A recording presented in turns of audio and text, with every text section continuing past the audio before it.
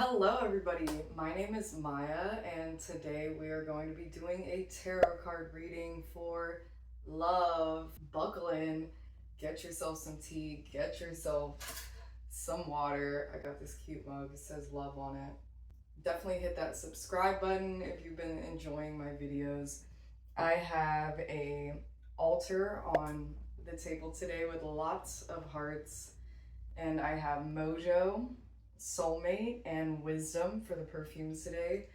I'm going to put on Soulmate. I love putting perfumes on in like the shape of a heart. It's just one of my fun little ways to add love to my day. I sometimes put hearts right here and then put arrows because I'm giving love out into the world, and sometimes I'll put a heart on this side and put an arrow into me because I'm bringing love in as well. So today we're doing something a little bit different. I have my jewelry actually for each one of the piles, and I've also pulled a card. I have a reading that I preemptively wrote for this, which is What You Need to Hear About Love. That is the name of this reading, and it says for people that are single and in relationships, so it's going to apply to either. Basically what you're going to do is you're going to take this first card that's on here, and that's going to represent you. So there is a possibility that it might be flipped and you might be in the other side. So this might sound like the person that you love. That's a possibility as well. For most people, this card on top is going to represent you. You can select your pile based on the card that's on top, or you can select it based on the jewelry that I have out. All of the pieces of jewelry that are on top of the readings today are all made by me, and they are all for sale on my website. Yes, I will have the links for all of these beautiful Moonstone, amethyst, and an Iolite heart.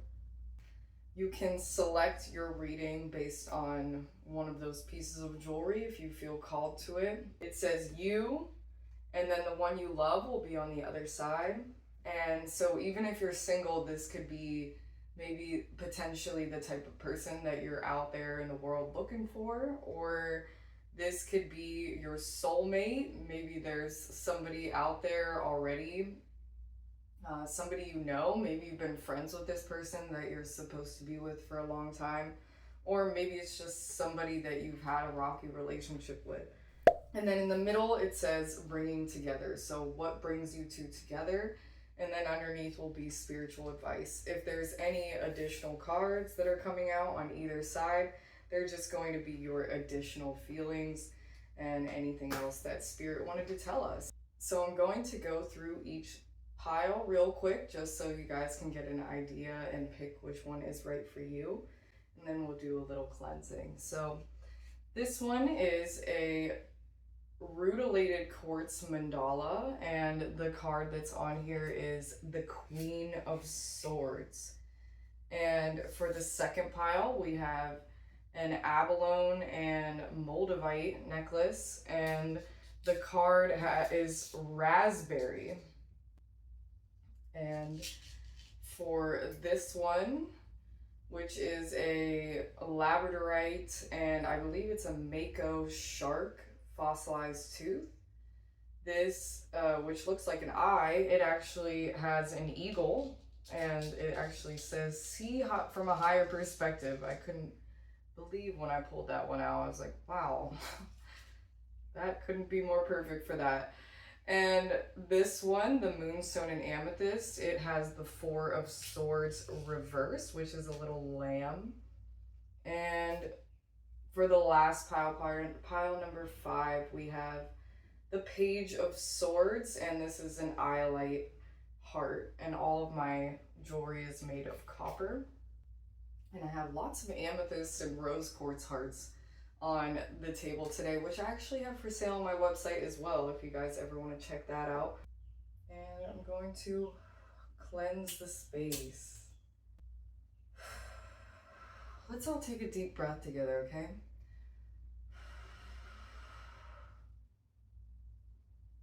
How do you all feel about love?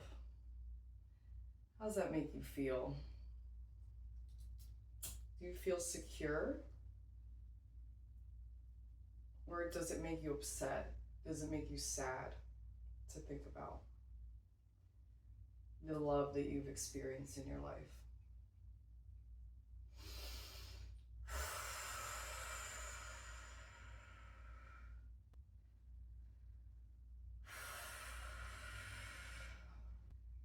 Every day is a new day for love. If you've been with someone for a long time, today can be the day that you tell them you love them so much and do something really nice for them. And if you're not with someone, today could be the day you find that person. So never give up hope. Never put love to the wayside. We are wired to love. It is in our human nature to feel romantic love. I was just watching a video about she reminded me of Bones, if you guys have ever seen that. She was an anthropologist that focused on love. I'll leave the video link down below. It's so interesting. She just said that love is just something that is natural. It's something that we want to experience because of the way that we've evolved.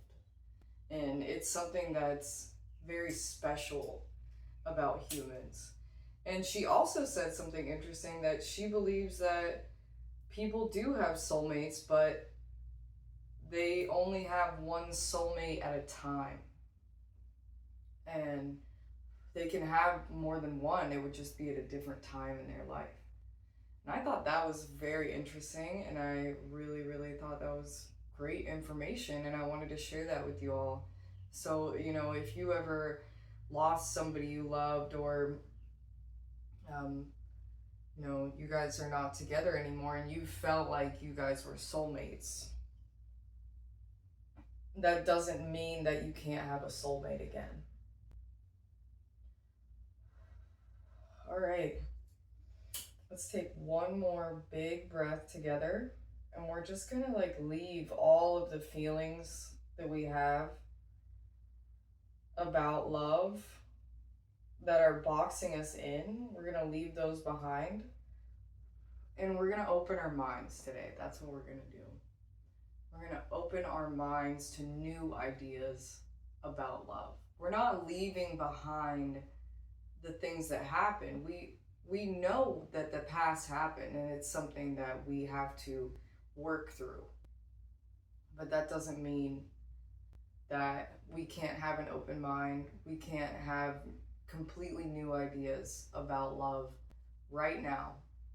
So let's do that. Let's create some new ideas about love. What do you need to know about love for Valentine's Day, for this season? I know people get really sad this time of year, especially if you're single or if you're in a rocky relationship. It can be so difficult. You see all these people just giving people gifts, and oh, they're going out, and you really don't know what their life is really like. A lot of people can just put on a show, and it doesn't matter. Even if they are happy and you're not experiencing that, just know that that means that you can experience that. You can. It's something that is possible for you.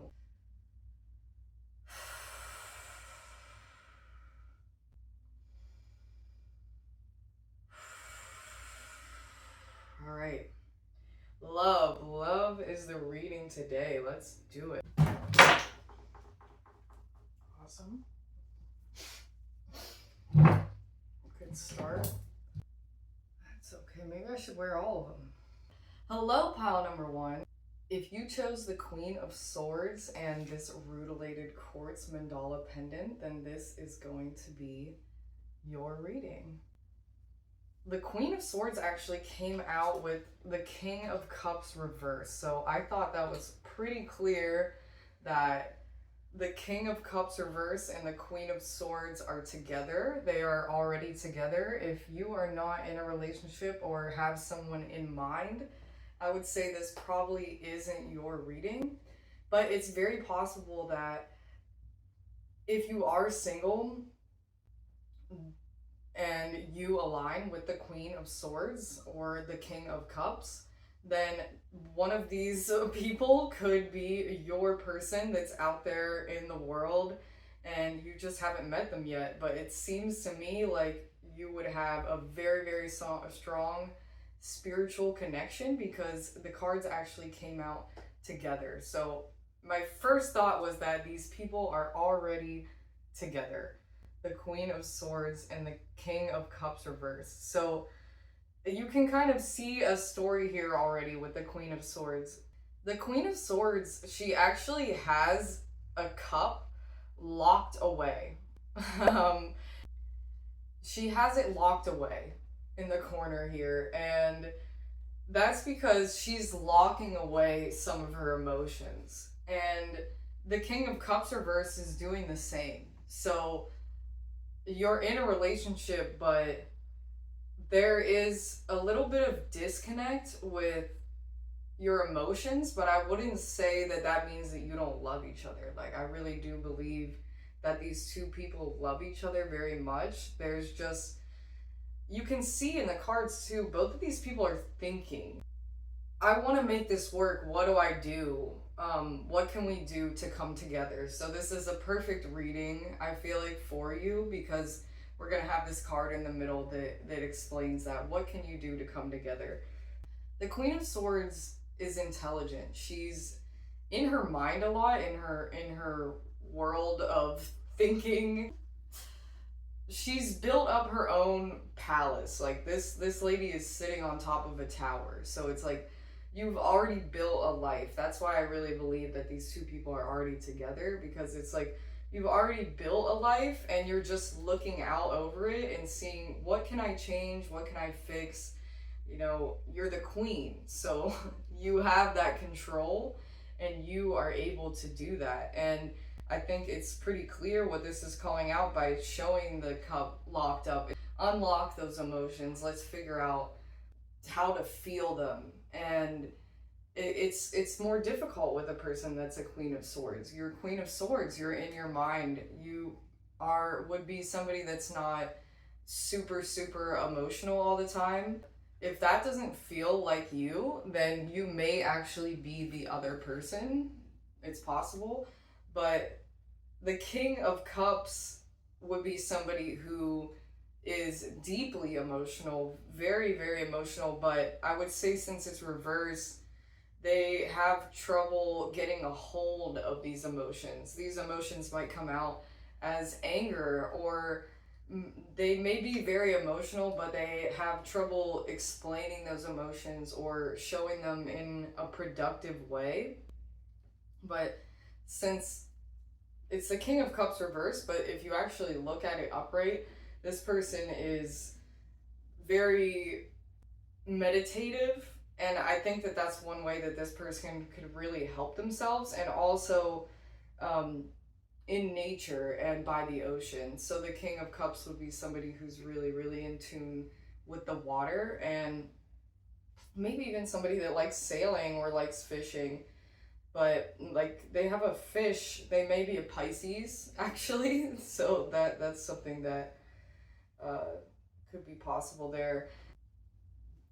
There's an air sign here on the Queen of Swords card, so that would be Libra, Gemini, and Aquarius. You may be a Libra, a Gemini, or Aquarius. That might be something that will let you know that this reading is for you, and it's possible that your significant other is a water sign, but I wouldn't say that's absolutely for sure. Your chart has so many different aspects to it that it's like, you could be a Pisces in Venus, right? You could be a Gemini in Mercury. So there's so many signs within a chart. It's hard for me to specifically say, like, this will be their exact sign, but I would say that your significant other would have Pisces in their chart, and you would have air signs in your chart, that they would be prominent in your chart. And let me talk a little bit about this Rutilated quartz. I wrote a little bit about what I wanted it to represent when I created it. It is a mandala, and mandalas represent expansion and creativity, connection, and rutilated quartz to me represents bringing in that divine golden light into your life.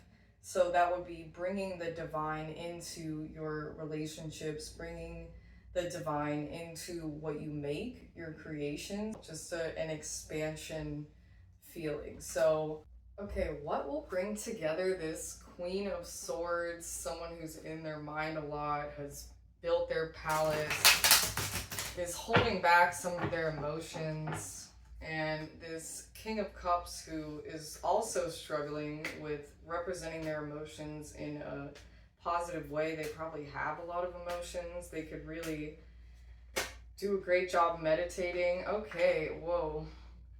Door to value. Wonderful. It came out upright. So I say this is just great news. This is wonderful. You will be feeling more valued in your relationship. This will happen for you. And it's funny, there's like these two curtains, and it's like on one side you're pulling away something and they're pulling away something, so they're like kind of revealing, you're both just kind of revealing a part of yourself. I would say that's what needs to be done. You need to just have an honest conversation. You need to really open up that inner soul that you have, show that divine light. It's just funny, this card talks about the divine golden light, the city of divine golden light, and that's exactly how I feel about this rutilated quartz, what it represents. And I think it's asking you to bring that energy into your relationship. Ask the divine for help. Try to visualize these beautiful things, and try to visualize money just falling all over you. I did this the other day while I was vending, and I did so well. I just, every time I would have a lull, I would just imagine money falling all over me, because that's what's in this card, is money falling. So I would say that something that has been a difficulty with you guys has probably been money. Probably been there's been financial burdens for in your relationship.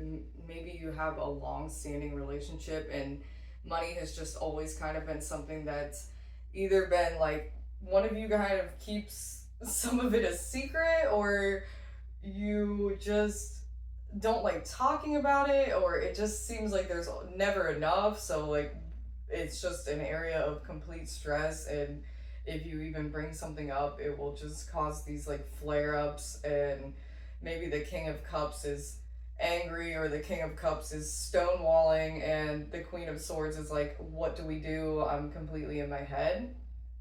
And I would say that the thing to do is to have these visualizations, to ask the divine for help, to say, I want clear, open, honest conversation about money. I want to feel valued. I want to express myself. I need help with talking about my emotions with my partner. I really want them to have help from the divine. Please bless my partner. They need help working through their emotions. They have a lot of very deep emotion. They struggle with them. Meditating will really help them, but that's not something that you need to say to them, you know? Like, you don't want to be like, meditate, you need to meditate. Like, I think sometimes you could be like that. You could be like, we need to do this, this needs to be done. And I think this door to value is telling me, try to come at situations in the kindest, most just divine way that you can possibly talk to your partner. Even if you feel like a lot of the times they don't do that to you, you're setting a precedent. You're saying, this is how I want to be spoken to, and this is how I speak. And people say you can't teach old dogs new tricks. Not true.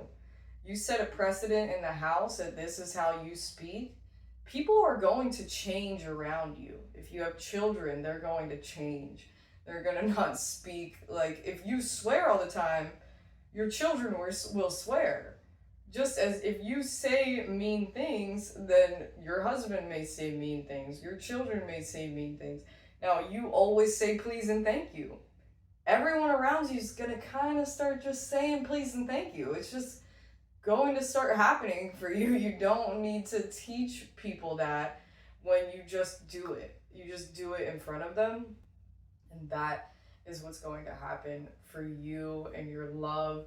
You are going to be able to have these open and honest conversations. Bring that divine light into your relationship, and so much money will come to you. Have these visualizations of money just flowing all over you, and it will come to you, and you will be wealthy, you will be successful, and you will have a beautiful, loving relationship that is built on just being kind to each other.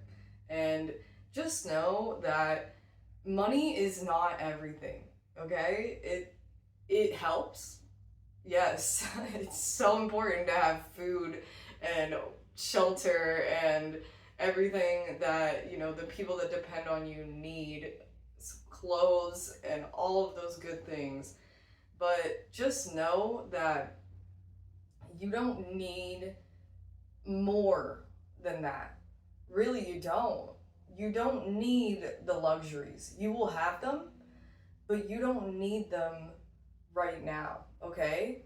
You don't have to have them. So if it's not in the budget, don't buy it. Because if something comes up later and you need, you know, money to fix your car and you spend it on a new Louis Vuitton purse, not saying you would actually do that, but I'm just saying little things add up too. You know, going out all the time, all just little things add up. Going to the dollar store and getting a bunch of craft supplies that you didn't need, little things add up too. So try to cut back, both of you, hopefully.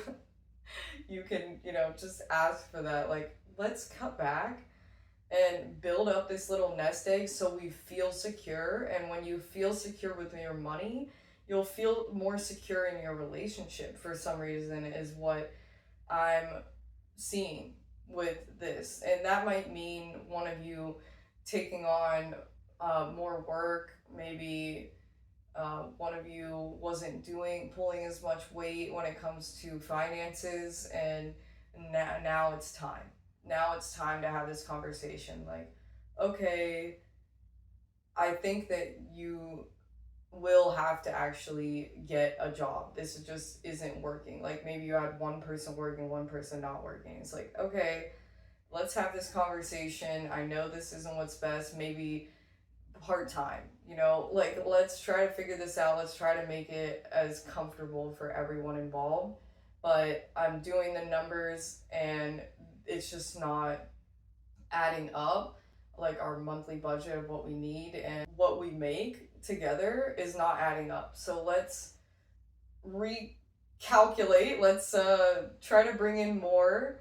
And I don't know why money is so important in this because money is not what love is about, you know. I'm feeling like we need to take this shift away from this. Like, yes, you can have those important conversations, but let's move that to the side. Let's say, I just love you, you know, like, have more of those moments where we're not talking about all the logistics and all the little things that make up being a human and getting the food for tonight and blah, blah, blah, blah, blah.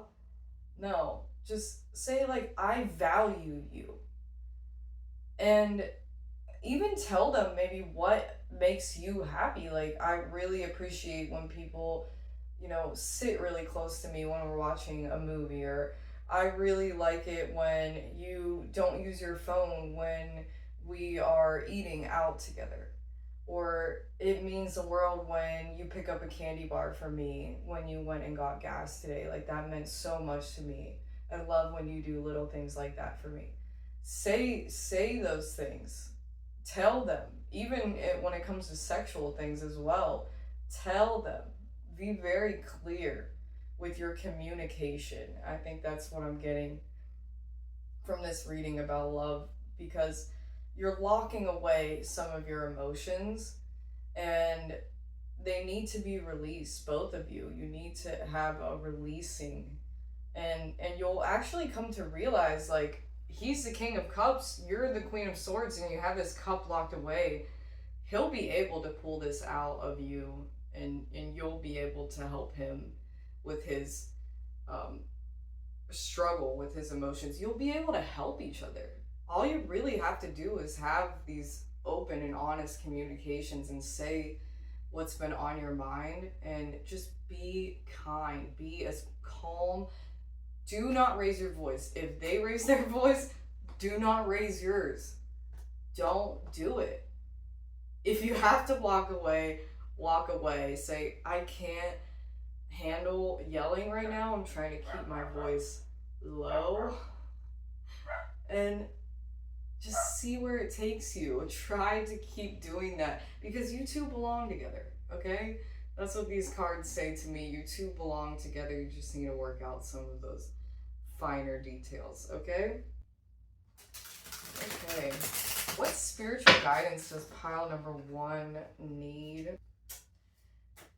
What does the Queen of Swords and the King of Cups need to know? There we go. Oh, there's quite a bit. They're all reversed. Blend. 8 of Arrows. The Grandfathers. Blend represents temperance. One of my favorite cards. Temperance is about blending the fire and water within your soul. So to me, that would be like the emotions and the passions, and it also has a lot to do with restraint, holding back from doing too much of one thing or not doing enough of something else. But in this card, it very clearly means to blend the divine with yourself. Really, all of these cards are calling that out, and I feel like the mandala, the Rutilated quartz mandala necklace, really aligns with that. That's kind of what I wanted for that. It's like, bring that golden light into you and then expand and spread that out into the world. And it says, I am the rainbow, calling you to relax and allow the perfect blending of all that is within you. I am the mixer of the beautiful elixir. The name of my business is Illusion Elixirs, if you didn't know. And I'm going to go ahead and put on all of the perfumes that I have today. We have Mojo. This one is for confidence. It has vetiver in it. And we have Soulmate, which I already put on in the beginning. This one is Rose, Blackcurrant, White Musk. It has some rose petals in it. And we have Wisdom, because why not bring wisdom into your life?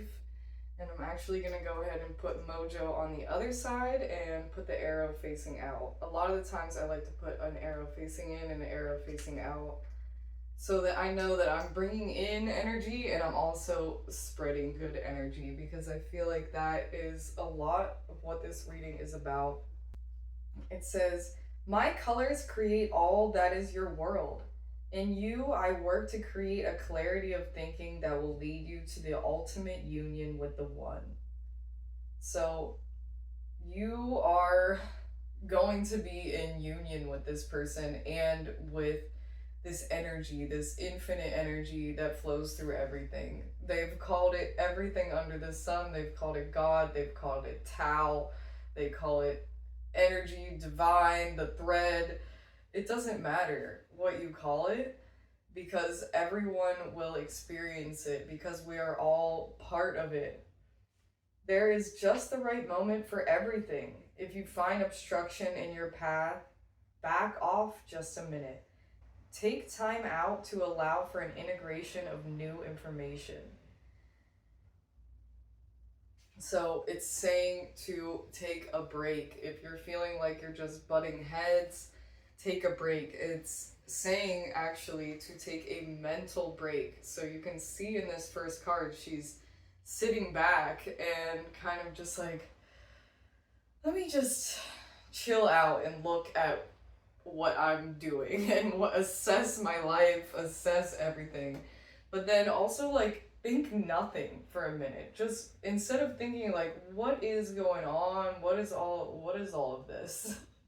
Think nothing. Try to just meditate. And that's what the King of Cups needs too. So you start bringing these practices into your daily life, and you may see your partner continue on that path with you as well, wanting to do more meditative or just in tune things with you. If things are not working out well, take a break, especially a mental break. Let go of how you were looking at the situation. Allow the superconscious to do its tempering work of synthesis. So it's saying that the energy will support you. It will all come together for you. Just call out. Just ask for that help. It will re-inspire you and bring you to harmonize with this other person. Just say, I need to come back into alignment with this person. I want to have a beautiful, loving relationship with this person. I want to harmonize, blend, come together with them and the divine in my life. This can be a personal experience, and you don't have to convince another person to do this with you. You can have this personal experience and they can follow in your footsteps years and years later just by seeing you do these practices on a daily basis. You don't have to have somebody do everything you do and believe everything you believe to be with you. The Eight of Arrows says commitment to a way. So you're committed to this person. You are aiming to blend with them. And in the first card, it says have a goal. So your goal can be to blend with this person in a harmonious way and to bring that divine light into your life as well. No battle inside or conflict outside will frighten me. I can do what I believe I must. I give what it takes to restore and renew. So you're just going to do what you need to do, even if that means taking a break. It's asking you to see from a different perspective. It said that in the Temperance card as well. You're looking at things from a certain way. You can see her. She's looking at things. Look at things from a different way. Try to step back from the way that you're seeing things. Maybe put yourself into their shoes, or just try to see things from much different perspective. In the final card, the star is about all of the people that have come before you, because it's the grandfathers in this deck. It's all of the lives that have built up till now. So see yourself as this soul, this light that sheds bodies and becomes anew. You are not just this one person that is existing at this one time. You are infinite. You are everywhere. You are the person that you are with. You are them too. So you have that ability to harmonize with them. We are all energies, okay? And you can light up other energies, which in turn is lighting up yourself. Take a step back and say, this world is so beautiful. Look at the stars and see that bright light and see that powerful, amazing energy and say, what was I thinking that my life is so horrible? Look at the stars. Look at what I've built. Look at what I have. It's this gratefulness. It's this magic. You feel it running through everything. Things will feel horrible sometimes, you know? And a lot of the times, at least in my life, where I'm just all in my head about things, everything's okay. It always turns out okay, like I was just getting in my head. You will give gifts that continue to give of their own nature. So that's being kind. That's bringing that divine into your life and letting that guide you in the way that you speak to people and what you do. That's going to cross over into other people. People are going to see that. Now that you have a new philosophy, religion, or lifestyle, you must realize that it will restrict you in certain ways. Yes, so every time you bring new things into your life, it restricts you, but there's benefits to it as well. For instance, the concept of marriage may restrict you to experiencing sexuality with just one partner, but it frees you to go with that partner to peaks of intimacy, which would not be available to you otherwise. So, marriage may scare you, or just the fact that you're already married and just with this person and you have to work things out may scare you sometimes, but use that to your advantage. Say, I can get super intimate with this person. I can get into these really dark times with this person and pull myself out and pull them out together. We can do it together. And that's beautiful. And you'll look back on that and say, wow, that's such a wonderful relationship that we have, that we are able to do that. We are able to pull ourselves out of those hard times. You will feel so much more secure in the relationship that you have by doing that with them. The grandfather says, "We are new hope within you. The old patterns of interference have been broken. You have reached a new level of communication with the ancestral energy of self. As a result, you can now experience renewed health and vitality. Through meditation, you have found your roots, your source of cosmic nourishment." So it's asking you to call out to your grandmothers and your grandfathers and those who have laid the foundation before you. They know about love, they know about committed partnerships, and they know how to navigate the difficult times with them. So reach out to them and they will restore your faith and your hope. When you say, am I doing the right thing? Are you sure?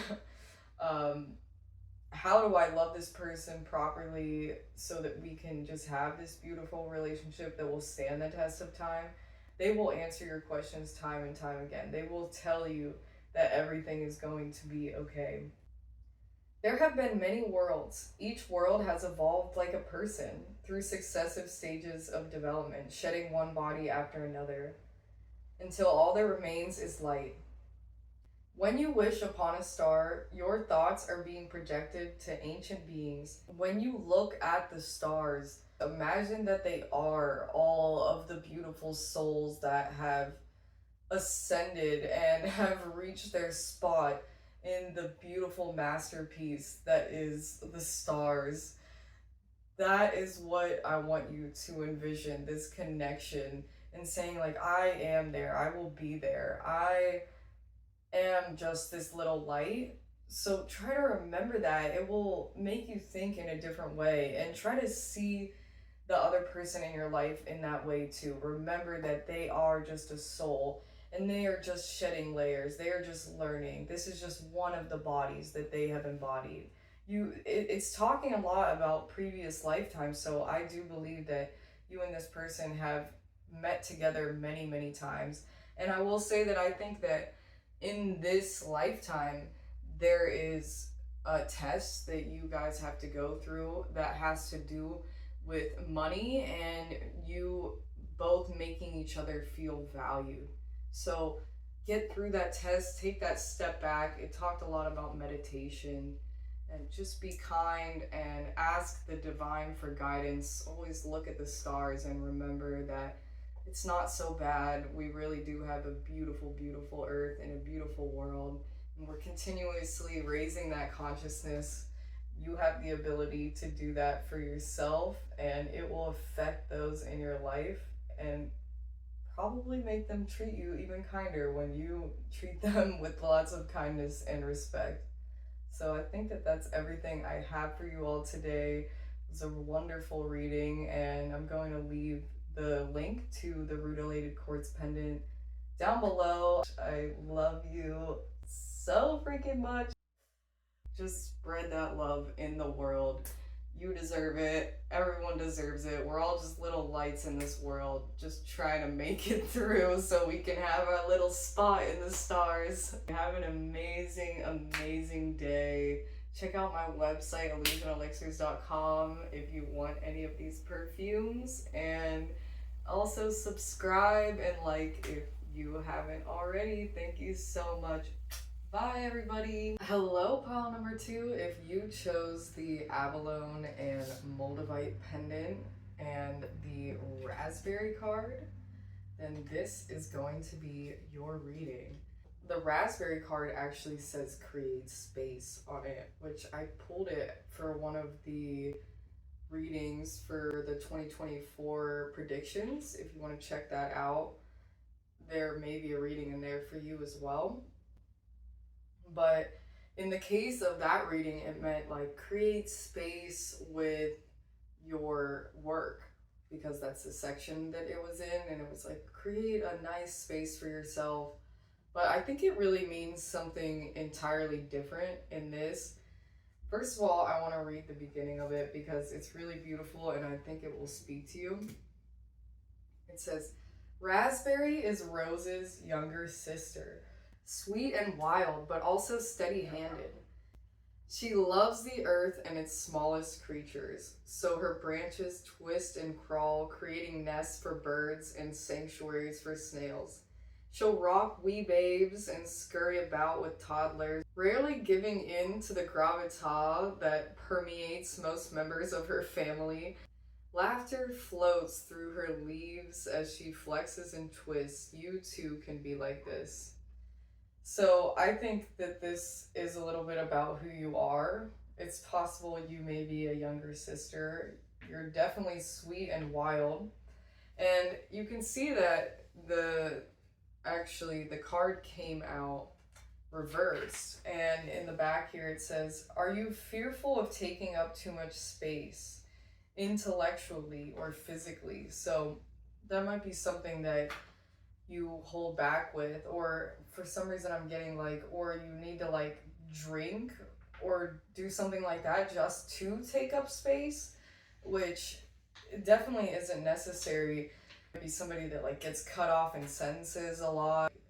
You just kind of let the other person pile drive you, you know, just try to take up space if that is something that you're experiencing. Try to finish those sentences with commanding energy. It takes time, it takes practice, and it comes from a sense of really loving yourself. So I feel like that's something that this reading is about, is that now is the time to focus on really loving yourself, because it says create space. So that might even mean creating space away from this person, or just having more time away from this person. I'm gonna have to see what the other card is for them to really know more about why this would come out for you. But one thing we do know is that you're a person that loves nature. You care about the tiny little things. You love children, and you're definitely seem like somebody that would be a mother. One of the ways you can start nurturing yourself within is to create space for yourself. So if you are in a relationship and you're like, I need a crafting room, I need a garden, you know, these things are really important to me. I need my special spot. I need a clean zone in the house to think clearly. And I would really say you're somebody that really loves nature, and that's something that's really important to you. So when you tell your partner, like, I really need to get outside, I really need to go on a trip, like that is very important to me, to go on hikes, to see the little things, to experience those things. If they're not doing that with you, then that's something you're gonna have to take that power and do that for yourself. But I would say that you really would do well with somebody that really enjoys nature like you do. Is there room in your mind and heart, or are your thoughts filled with the needs and schedules of others? So are you too caught up in other people's lives? Are you taking them to work and school and paying for things and this and that and that? And what are you getting? When is the time for you? So just make sure that you're getting that time for yourself. What does it feel like for you when you take up space? Do you feel guilty for just existing in someone else's life? Like, let's just let me give you an example. Somebody lets you stay with them. Do you feel guilty for existing in their house, for having your things in their house, or are you okay with taking up space? I just want to call that out and make sure that you're okay with taking up space, because you should be okay with taking up space. You are allowed to take up space. You are a human being, you are a little light in this world, and you belong here. Somebody needed to hear that, okay? I actually wrote what this moldavite abalone shell means to me. And moldavite is a very, very popular stone in the metaphysical communities. Its price started getting out of control. It's actually what happens when a meteorite hits sand and then it creates glass with the other like minerals and things that are in there. So it turns into this very green, weird, bubbly looking stuff. It's really interesting. And I would say that it's very like out of this world energy. It's like coming into your life, like the divine or some unseen forces coming into your life and making everything completely different. And a lot of the times people are like, oh, it's like this transformation, but it's really difficult when it's happening. And then when you come out on the other side, it's incredible. So sometimes moldavite can usher that into your life if you really need this like fully cleansing, like the tower in tarot, just this brand new life. It would be a necklace that you would like if you're already going through that. If you're going through this, like maybe you are going through a breakup or something, it's just like everything's shattering, then moldavite is a good stone to have in your life because it's supposed to help you through those transitional periods. It's very high vibrational. And then I paired it with this abalone, and the abalone has this like rainbow light. I feel like that's also very high vibrational, and it also is from the earth. It's a shell. So if you're somebody that's really connected to nature, connected to the ocean, you notice like moss and snails and things, like very like minute details, like, oh, look at those ants marching. Like, you will notice things like that because you really care about every little detail and seeing the beauty in life. And the abalone also is just about peace and calmness and balance. And it's so balanced out because it's just a really small piece of moldavite with a way larger piece of abalone. So the abalone's like keeping you grounded, but like here in your emotions, here on earth, being in tune with nature, and that, and then having almost like this like third eye.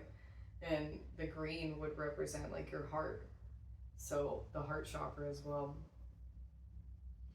But I really love this piece. It is for sale on my website, and I'm actually going to go ahead and put on some wisdom because I really do feel like wisdom reminds me of moldavite. It's weird. I was about to say that, like, I feel like I don't even want to put this other person in there because maybe you're supposed to be creating space away from them, because this card is called Create Space, and I feel like that's pretty clear. And I feel like that reversal meaning of it doesn't mean like get closer. It really means like, are you okay with creating space? So I'm going to pull this other person and we'll see if I believe that you are supposed to come together. I mean, when it says create space, like, wouldn't you think it's not supposed to come together? But maybe just creating a little bit of space, maybe just taking some time apart, still love each other, maybe even, you know, you can create space, like not be with the person.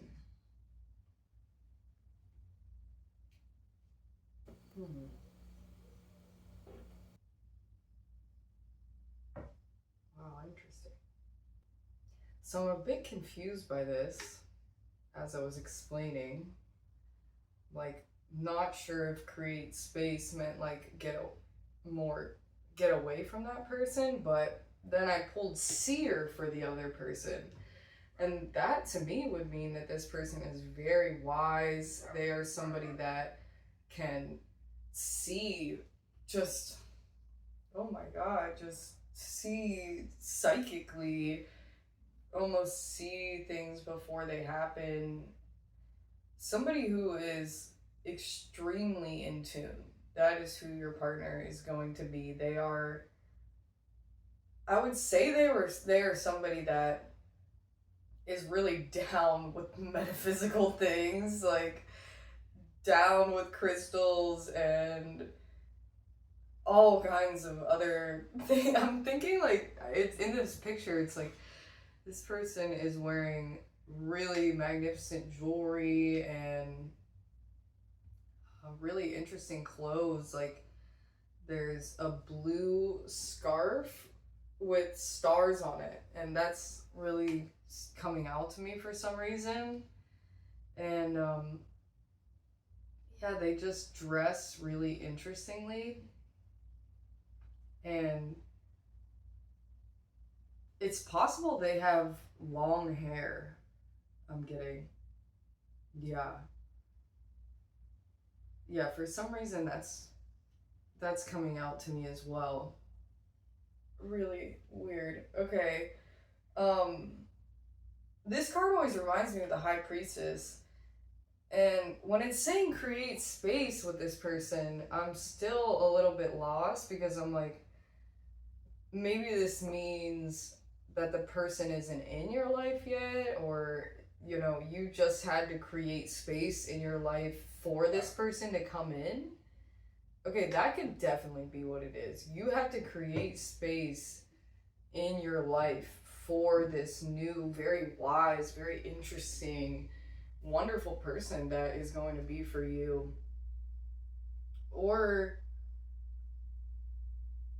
you're already with this person and you just need to like create a little bit of boundaries and a little bit of space with them.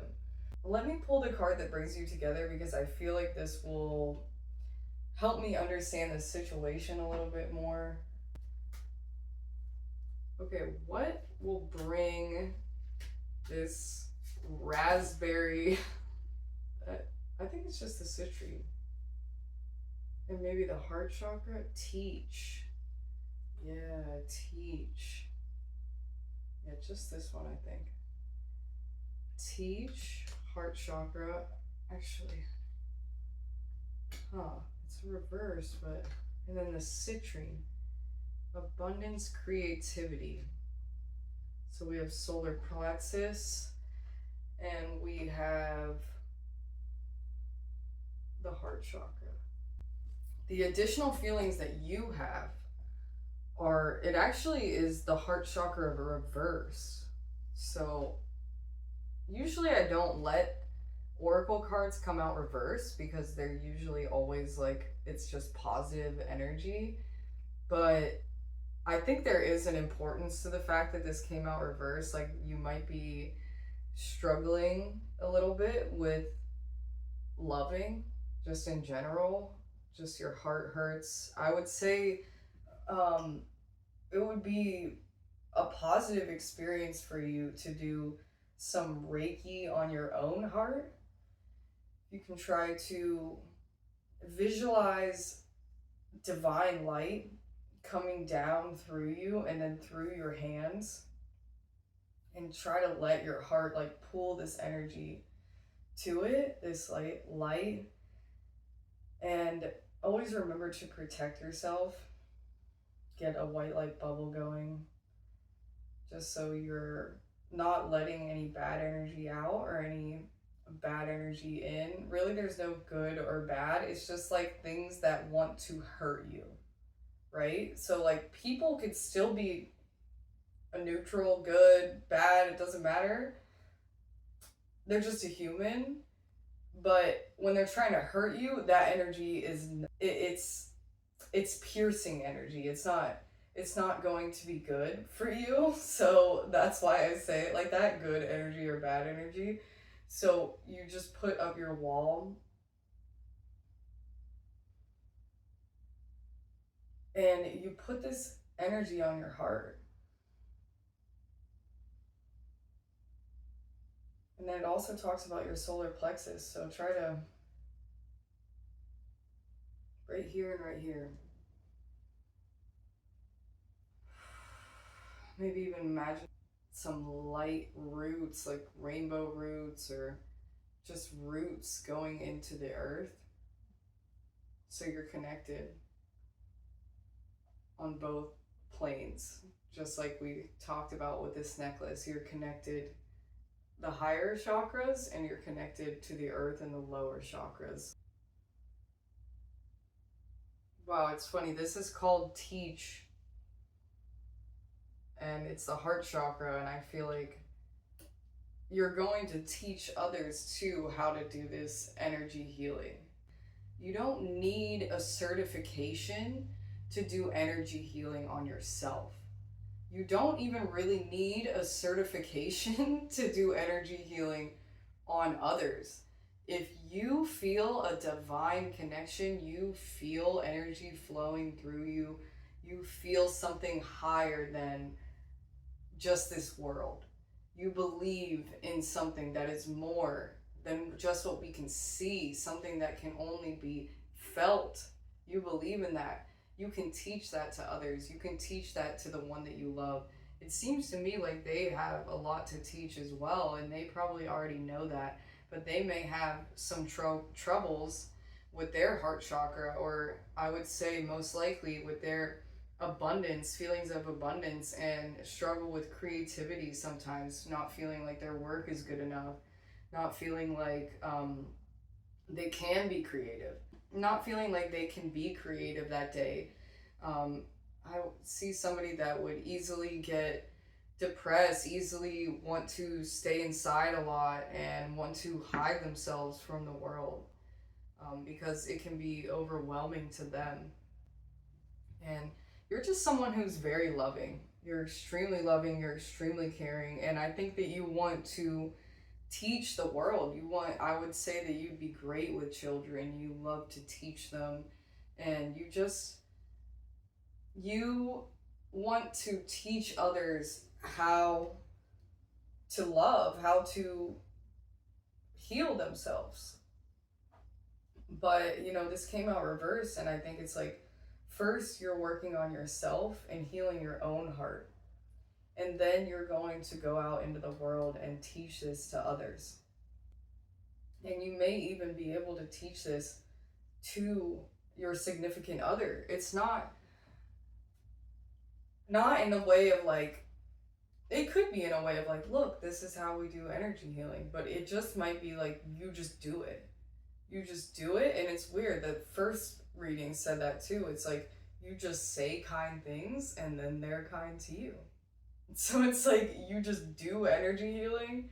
You do these meditations and these frequency videos, or you go to get your Reiki certification. You go meet these people and you do these things, and it heals your heart. Maybe sound healing, any of these modalities that are like in the metaphysical realm, and you realize how it heals you, and you're teaching that to others. And then your partner may be somebody that does, tarot or readings in crystal balls, scrying, tea leaves, room reading, anything that has to do with seeing beyond. And I think that now it's coming to me. That's probably why you need to create space, because you need to heal your own heart. You need to work on your heart. And then you can come together with this person. But you need to work on yourself. You really need to have these moments and take up your space and have these self-care days, and then go back out into the world and meet this person or rekindle this with this person. All right, I'm just gonna pull out the bringing together card, because I'm just I'm still a little bit confused, but I feel like this will explain it all. Okay. Oh, I have a headache. I might have to take a break after this one. What will bring pile 2 together with the one that they love? This seer, this person who has some struggles, I think, with abundance and creativity. Transcend yourself. Wow. And it has 2 horses, like becoming one. So I would definitely say that you will find love, you will be with this person. It shows a map. In the corner, it has almost something that looks like a hurricane. There are plains, pine trees, but it's Andalusian horses. I wonder where that's from. Hi everybody, as you can see, it is a different day. It actually has been a long time, probably over a week since I've filmed this video. And it's just funny because you were supposed to create space, and I feel like I really created space. I was very confused with this reading, and I definitely created a lot of space away from it in order for me to get back into it with fresh eyes and really understand what is going on here. I also switched out the citrine and the peridot because I really feel that you are very similar to them, and I noticed when I was watching the video back that it actually, the citrine was more on your side, so it was switched from the way that it was before. But either way, I think that they both are for you. Your solar plexus and your heart chakras together need to be mended, and I just think it's also really interesting because I wanted to add this to the table today, and it's like 2 hearts coming together, and that is kind of what this card is also doing right here, is the 2 horses are coming together. So I really do believe that you will be with this person. I can't really say that if you're with this person right now or not. I just know that you will be transcending yourself to be with them. You may be setting up kind of for them. I feel like that's what I was doing in this last week, and just like setting myself up for this reading and making sure that I got it right. And I just feel like a lot of the things that I went through this week align with you. And one of the things that I saw was this feng shui video. I'll try to leave it here if I can. Always have space on either side of the bed to create space for 2, and if you want to take your date home, you don't have to climb over each other. Next, on both sides have nightstands and table lamps. Having 2 lamps will remind you of how nice and bright it will be if there's someone on the other side, and how dark and incomplete your life is now. Love does not only happen around the bed. If you're able to change the armchair into a love seat, it creates a sense of companionship. Finally, clear a room of things that make you feel stale, like clutter or leftover items from your ex, and refresh your room with open space and lovely things like flowers or pretty lamps. And of course, if you don't want romantic love, you can push your bed back to the corner and celebrate self-love with lots of space for your own passion. But it explained how to put your room in accordance to if you want somebody in your life or not. So if you want somebody in your life, make sure your bed has 2 side tables on either side. You can get in on either side. Make sure your house is really clean.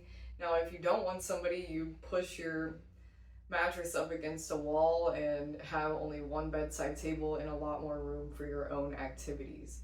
So you get to decide with your energy, even the feng shui of your own home, if you're going to be with someone or not. But I can't deny that this reading, it really seems to me like 2 hearts coming together. You're transcending yourself.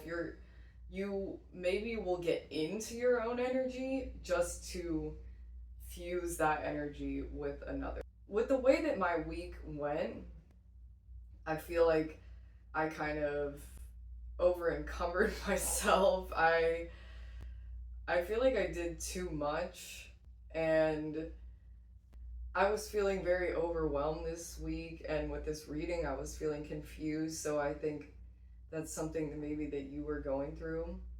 And even if you are with a person, I feel like that space, create space, really still means like at this time, you should create some space away from them, get into your hobbies, really be on your grind and make your house super clean, and then get back into this energy with them. So even if you are in a relationship that's long standing, it could just mean like you need to take this time away. And for me, that was, I vended a bunch this week and I was just so tired. I worked so hard and I didn't have any time to do the readings, and I ended up having a lot of anxiety. Like it was a lot this week, but I got through it, and I feel like that's kind of what's going on for you. Is there's a lot going on, but you're going to get through it, and you are going to find somebody. That's just what it is. I mean, this transcend yourself. You may already know this person, like I said, the seer. If this seer person, it sounds like anybody in your life that wears this extravagant jewelry, maybe does a lot of psychic type things. And I'm thinking that they may even be a teacher too. So I think you have something to teach them, they have something to teach you. And I think you're both very creative. I think you're both very creative. And I think that this person will bring a lot of abundance into your life. And you just both will, your heart will be healed together. While it's well known that a horse can carry your body, what's less known is that a horse can transport your soul. In times past, if you wanted to visit your sister in the next village, you called on horse, and when you wanted to visit your great grandmother in the lands beyond, you also called on horse. Horse is a companion and guide whose gift is the freedom to transcend physical incarnation. Whether your body needs to move through space or your soul needs to glide through time, horse beckons you to your journey. When you're not sure you can make it there all alone, call on horse to carry you. Horse says it's time to transcend your current way of being. So it's saying transcend your current way of being. If you feel like you're supposed to be all alone, I think that this card is really saying that that's just not true, that this other person's going to come into your life and make it so much better. And I think it also is kind of speaking on divine timing and saying you can be carried to this place through the divine. You can find love through calling out to the divine. You can, I feel like your two souls can be carried together, carried to each other. And that's like divine timing. You just never know. It's like two people from the United States are both abroad at the same time and meet in Greece. And that's just divine timing. That sort of thing. It's like you're just in the right place at the right time. And you don't have to worry about when it's coming, because it will come at exactly the right time.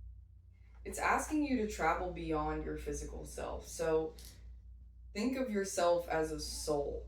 That's what it wants you to do. It wants you to stop only thinking of yourself as a body. Get in tune with the other side of you as well. It extends beyond your body. It's a vibration that is out to here. So get in tune with that soul energy. If you feel confused or like cursed in love, you can use necklaces as a blessing, because this is a conversation that I had today actually about with one of my friends. And if you just feel like you're always in a cycle with love and it needs to be transcended, just like this card says, it's like transcend your current situation, you can bless yourself. You can bless a necklace, and if you always wear it, then you will feel protected. And if it ever breaks, you will know that something was trying to hurt you in that moment.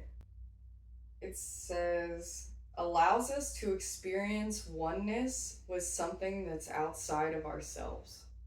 So that is what love is going to be like for you. You are going to experience this love that is like being one with them. That's why the two hearts are combining. So this is just awesome. It's wonderful. It's definitely great news if you were looking for love.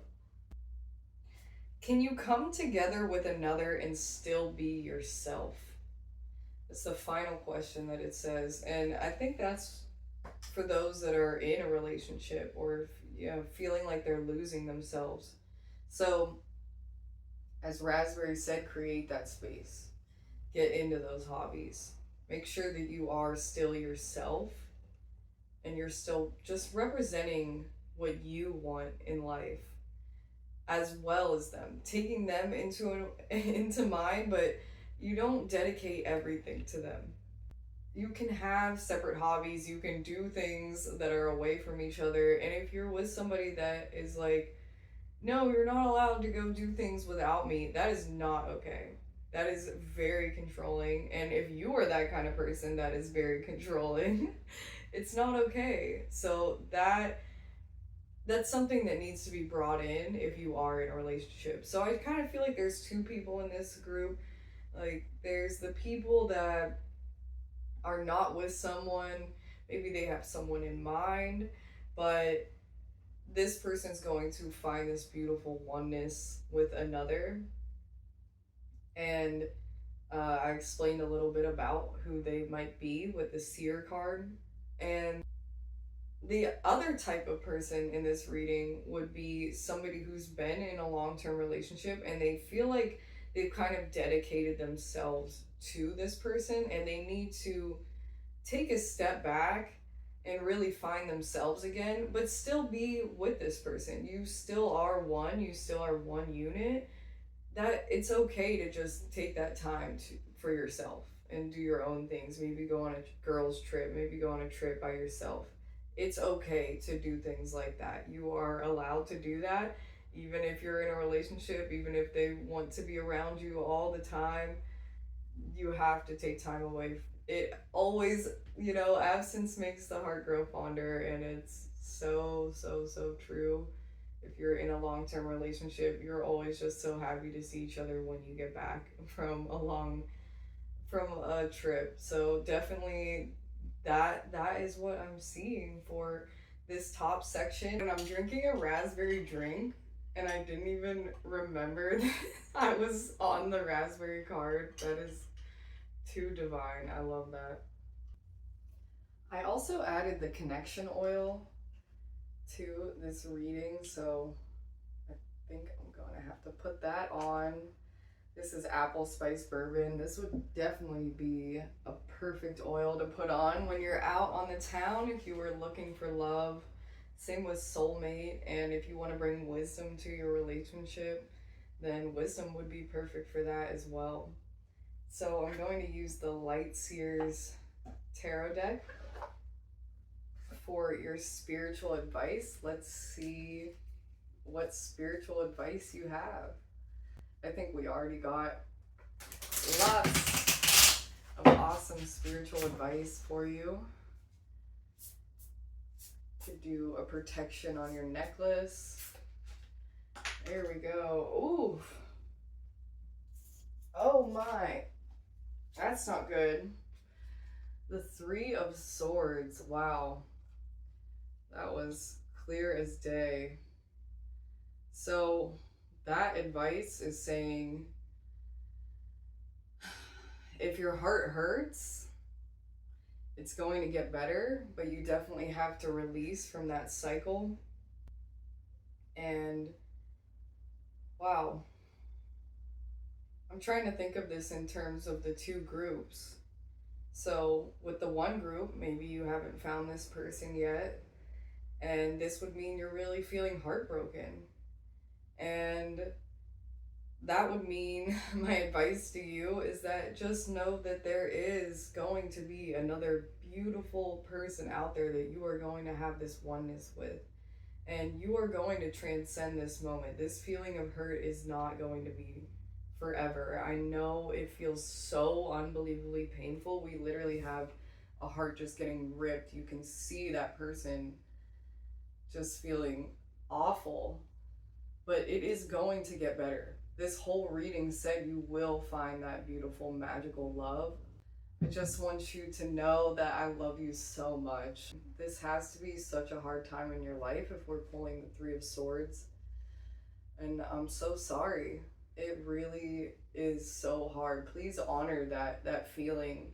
Please scream out, cry, eat that ice cream, have that moment of sadness, and then transcend it and do those things you love to do. Play the ukulele and be happy after that, and go out into the world and you will find that person.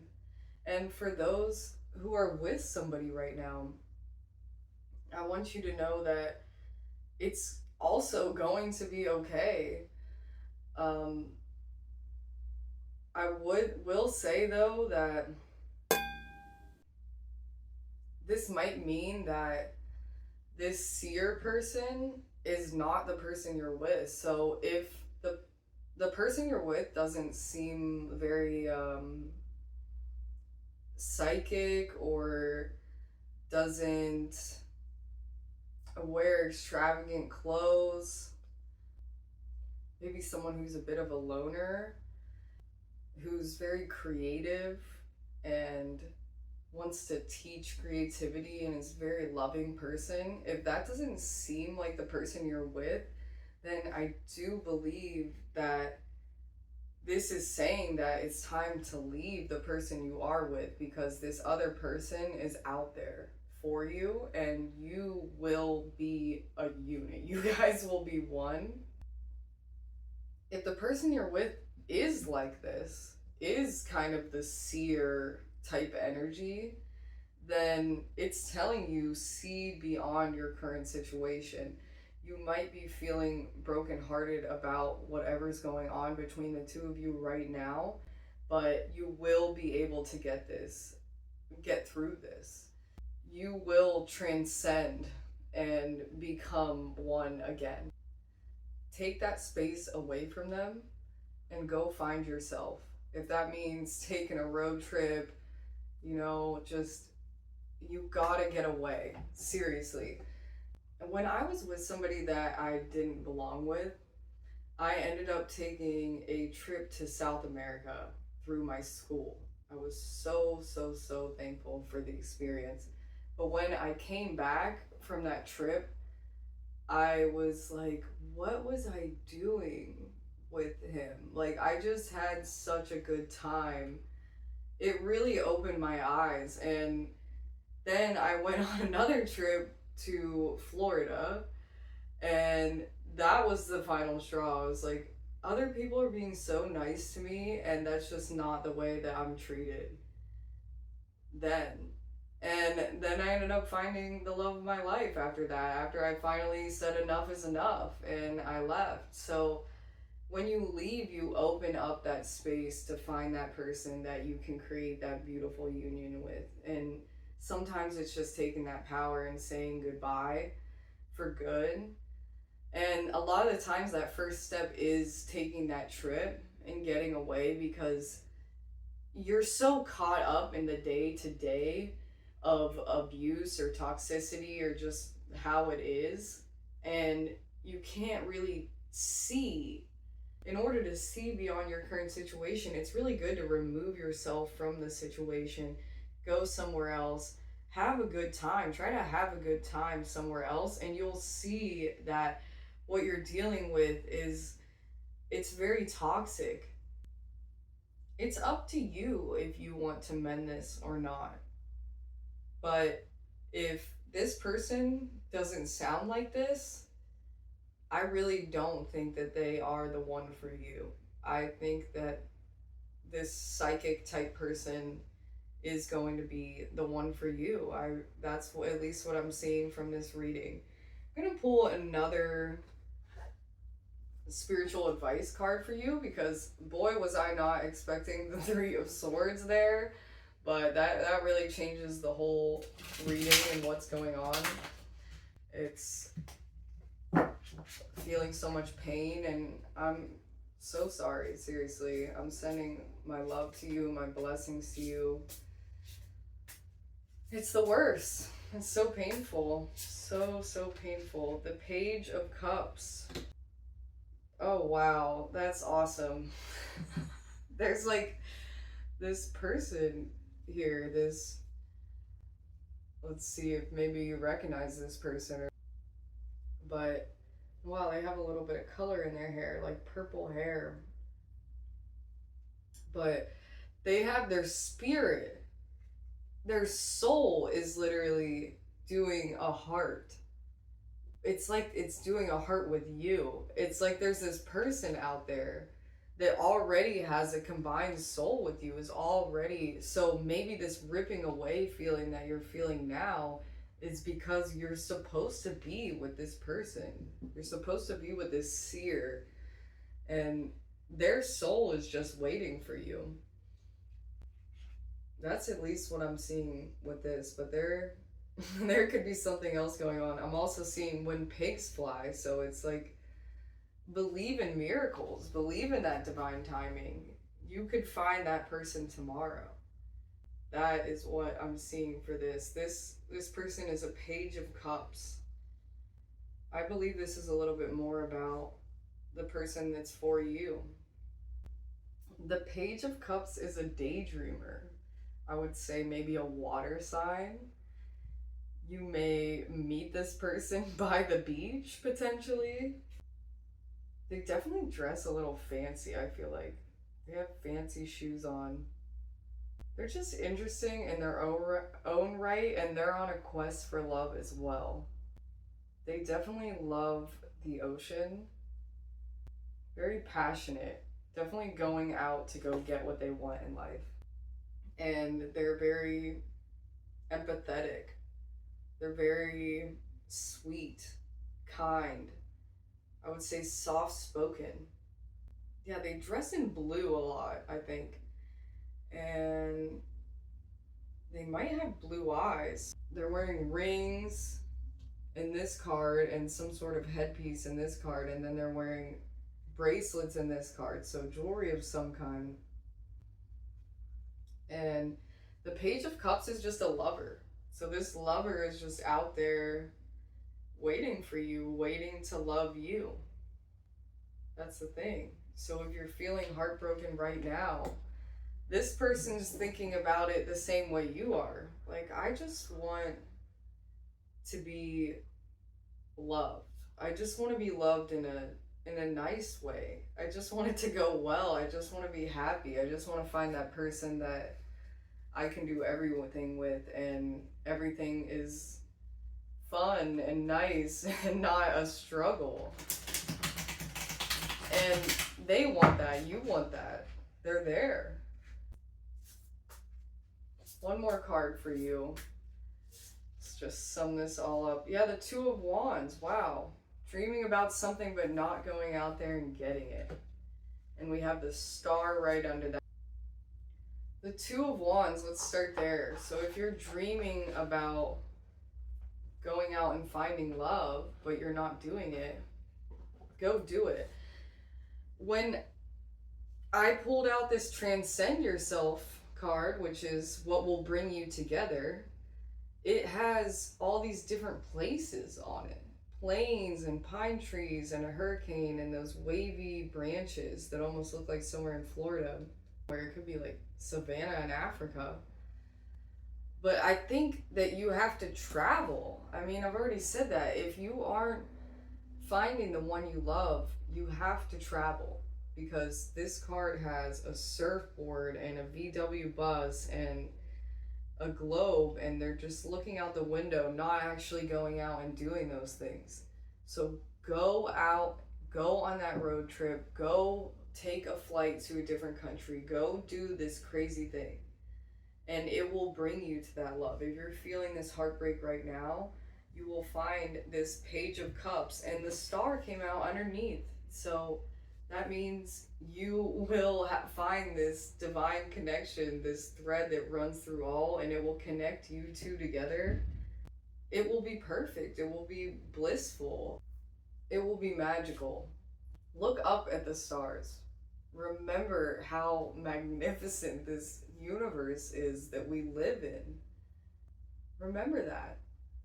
You are a little piece of that stardust, and so is this person out there, and they are just combining in oneness with you. I just heard wish upon a star. So if you want love, wish upon a star for this beautiful person. If you want healing in your relationship, if you need time away from them for that healing, wish upon a star. If you are making the decision to break it off with somebody, wish upon a star that your heart will heal. If you've already made this decision, wish upon a star that your heart will heal. That is what this is saying to me. Wish upon a star that your heart will heal. This new person will come into your life and it will be seriously wonderful. I'm so sorry that you're feeling like this right now. You will find that magical person and it will be absolutely wonderful. I seriously love you all. I could probably spend 5 more days trying to contemplate if I actually was getting out the correct message, because I think there's a lot of energies going on here and people feeling different things for different reasons. I feel like the Andalusian horse card kind of said that. It's like the horse takes your spirit. That's its job. And there's just 2 souls like waiting to meet somewhere. And it will be so beautiful and they will transcend themselves and become one. So many blessings to you on that journey. I love you all so much. I hope that you love this reading. I'm going to leave the link to illusionelixirs.com where you can buy this necklace that I made along with Connection, Wisdom, or Soulmate and all of the other perfumes that I make. Definitely make sure to subscribe, like, all those great things. Definitely comment if this reading aligned with you. Have an absolutely blessed day, pile number 2. Bye! Hello, welcome in pile 3. It is a different day. And if you chose the Eagle card and the eye pendant, the Mako shark, I believe, and Labradorite eye pendant, then this is going to be your reading. Let's first talk a little bit about what I intended this necklace to mean. This was supposed to bring you strength and protection. The first line I wrote was fell from heaven. So it's remembering your own divinity and remembering that you have the ability to see from a different perspective, which is why this card saying see from a higher perspective is just crazy to me, and it represents you. So you really need to see things from a higher perspective for sure. It's asking you to expand your limits and create new ideas about what is possible in your life. This represents the third eye, and also, lastly, determination as well. So if that sounds like you, or if the eagle might represent you, maybe freedom is something that's really important to you, then this is going to be your reading on love. The Eagle card wants you to take a step back and maybe even a step up and see things from a higher perspective. So are you limiting yourself? Are your desires limiting yourself? Is your ego, the way you want to be viewed, is that limiting you? It says, if other people are involved, you are being guided to see things from everyone's perspective. If you are feeling the need for something to change, how can you take the higher road? Know that if you have intentions that aren't for the highest good, it will only hold you back. Eagle medicine will change this. The eagle brings the energy of healing and love directly from the heart of the Father Sky and invites you to do all things from a place of love. So do all things from a place of love. This is a love reading, and it's asking you to bring that energy into yourself. Fly high. And I feel called to say, if you want to do a journal practice, it says, show me what, like, think of a problem that you have, or just say, this is from the eagle's perspective. Or even take an animal that you love very much. It doesn't matter what animal it is. Or you could even say, from my higher self. And just write, just write. I've said this many times and I'll say it many more. Doing this information dump really helps you get your thoughts out, and it will help you to see things from a higher perspective. If you say, this is from the divine, and you write it out, it will be divine knowledge. I promise you. You will be shocked at what you are able to tell yourself. See things from a different perspective. Ask people their perspective. If people have been giving you advice, think about the advice that they've been giving you. Think about how, if many people have been saying the same things, it's time to take that advice. That is what this card is saying. Don't let you hold you back. Don't let you hold you back, okay? You have the ability to have that high flying energy. You are powerful, you are strong, and you are courageous. That energy is inside of you, and you can harness it and live that every day. You can wear this talisman or any sort of power necklace piece and really put that energy and confidence into that piece. Every time you put that necklace on in the morning, you will just know, I am powerful, I am confident. We had Mojo on the table before. I have it packed away right now, but Mojo would be perfect for you, perfect for this reading. It's about that confidence, that power, that energy, going out and talking to people. Okay, this is for the one that you will love, the one that will be right for you, the one that you will come together with in a beautiful union with. Some real serious true love. This card will represent that person. And then the middle card will represent bringing you together. Nope. I don't think any of them are going to come up there. There are. Okay. Wow, the Nine of Wands. Okay, so the one that you love, they feel like their back is up against a wall. They feel like everyone is out to get them. I kind of want to pull one more card for them. Yeah, just to represent them. Because I feel like this is kind of one of their feelings. This card will represent them. Something that really represents them. That's a little bit about this one. Yeah, these ones. This is reverse. The Knight of Cups.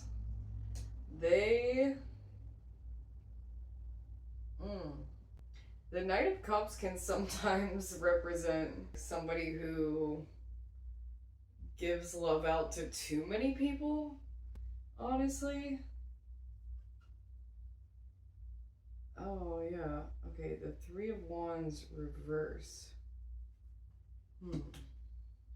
The Three of Wands, it usually means focusing on a goal with extreme determination. But reverse, I feel like it could mean like almost too focused on a goal. I would say that that means being too focused on a goal. I feel like everyone's out to get them. And they give out love to very many people. That's what the Knight of Cups is saying to me. They are a lover by nature. I would say they like to travel a lot. And they almost have like a childlike wonder. Oh, I think I'm getting something here, like a they like can't focus their energy properly towards the things that they want to do. That's something about the person that you love. It seems like the person, I mean, you have your struggles and you're struggling to see from a higher perspective, and I think that they're struggling right now as well. I would say they're quite creative, but they burn out their creative energy easily. You may be battered and bruised, but you will survive to fight another day, or maybe you won't have to fight at all. That might make for a nice change of pace. So, this person might fight with you often. Life is full of battles, large and small. The trick is to choose which ones you're going to fight. Are you using your precious energy on issues too small to really matter? Do you seem to end up fighting the same battles over and over again? There is no dishonor in walking away from a fight if it isn't worth the effort. But if you are fighting for something important, don't give up. You're tougher than you think. If you are together, that you guys get into quite a bit of fights. That's what I'm seeing with this. The one that you love, it can be a struggle, and you have to pick your battles. And I feel like that was really speaking to you about the fights as well. If there's any fighting going on, just pick your battles. You're allowed to walk away. You're allowed to say, I don't have the mental capacity for this right now. I really have to take a step away and try to see things from that different perspective and really hear the words they're saying, and try to understand what they were really saying. The first card is asking you to see things from their perspective. The Knight of Cups means this person has good intentions, they just don't follow through. But they're very emotional, they struggle with their emotions, and they just get really wrapped up in an idea that they have. They might get really focused on something, but it just is this very manic type of focus. They just always feel like the world is out to get them. They just feel like everyone's trying to hurt them. And they may even feel like you're trying to hurt them. So let's see what will bring you two together, because it sounds like this person's going through a really hard time. I was feeling a bit off in this reading and not seeing the whole picture. And then I realized that I totally forgot to cleanse in between the readings. So let's cleanse and see if we can get some more information. Let's all take a couple more deep breaths together while we do this.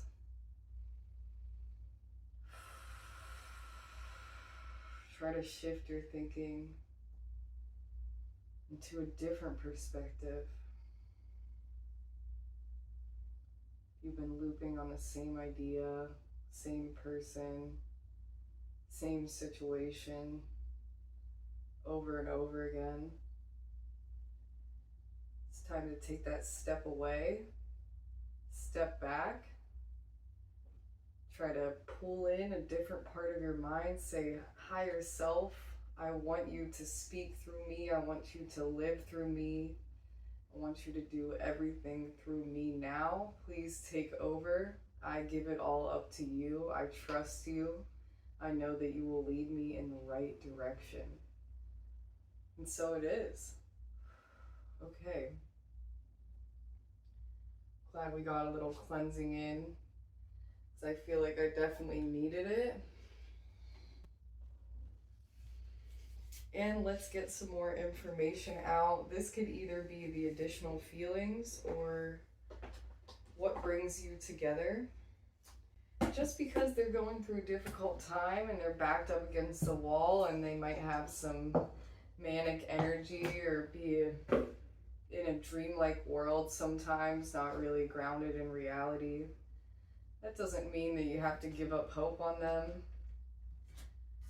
There could be something that really brings you two together, makes everything right again. Okay. Okay, and this one goes here, the father and the comic. Wow. Wow. Okay. Wow. With the comic for you, that's a little bit more about who you are.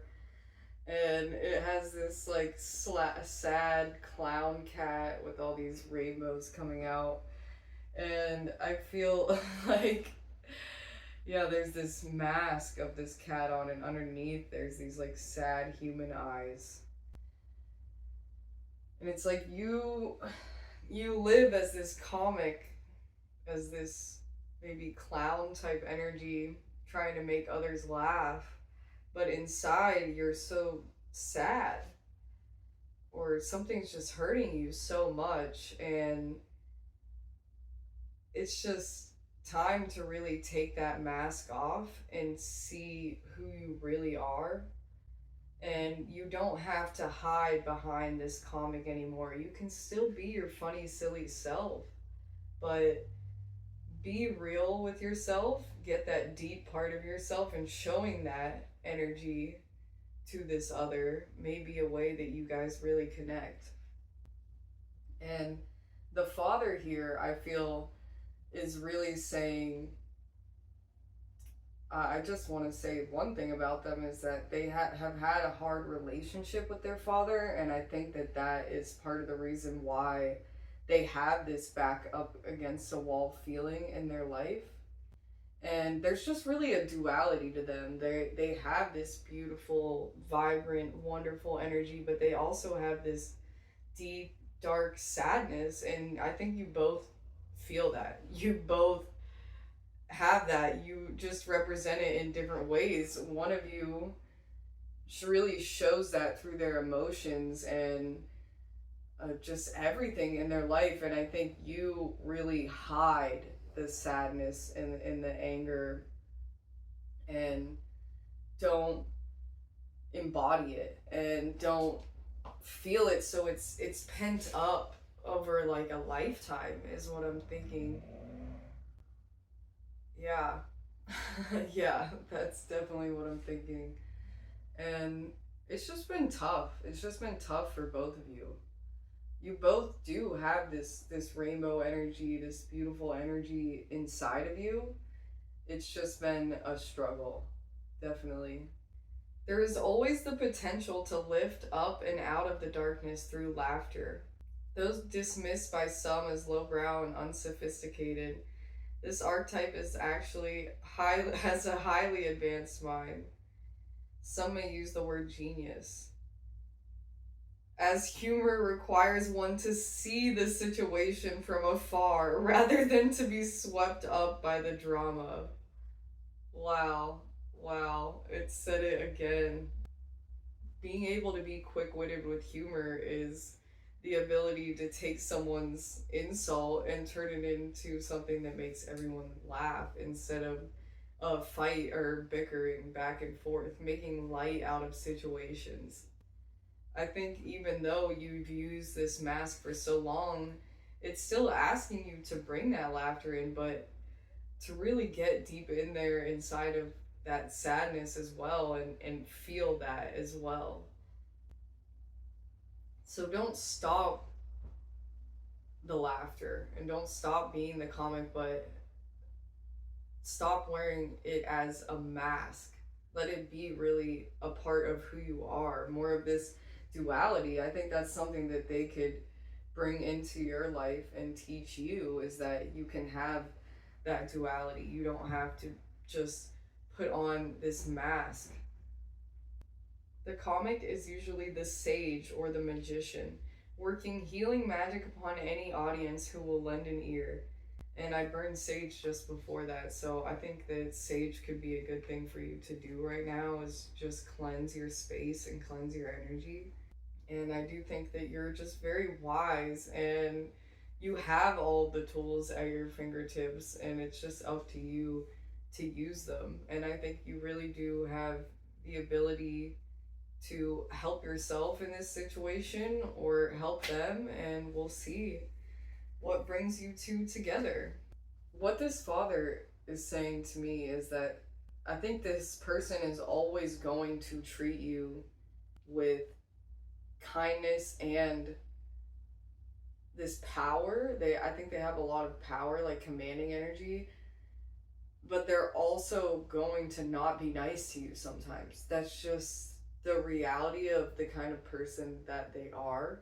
They have days where they feel like everyone's out to get them, or they're feeling manic, or they're in this dreamlike world, and you may come in and say something that makes them feel more like their back is up against the wall, or messes with their focus when they finally got that focus, or you tell them that their dream isn't going to be a reality. Whatever it is, you say something to them and it upsets them. And I could see them definitely being someone who says, things very, very bluntly and gets very, very upset. For sure, I could definitely see this person being like that. I just think for you, you really need to get deep inside that soul and ask that soul what it needs. Talk to your soul, get in there and try to take that mask off and really figure out who you really are behind this clown energy, or this comic, stand-up comic energy. Who are you? What does it mean to be you, and what are the things that make up you? Even the sad parts. Really dig deep inside and figure out why they hurt you so much, why you've been carrying this burden, and ask to see things from that higher perspective. Really call out to the universe, call out to the divine, call out to your guardian angels, maybe spirit animal, whatever it is that you need to call out to. Say, I need higher guidance in this situation. I need to see things from a different place, even see things from other people's perspective.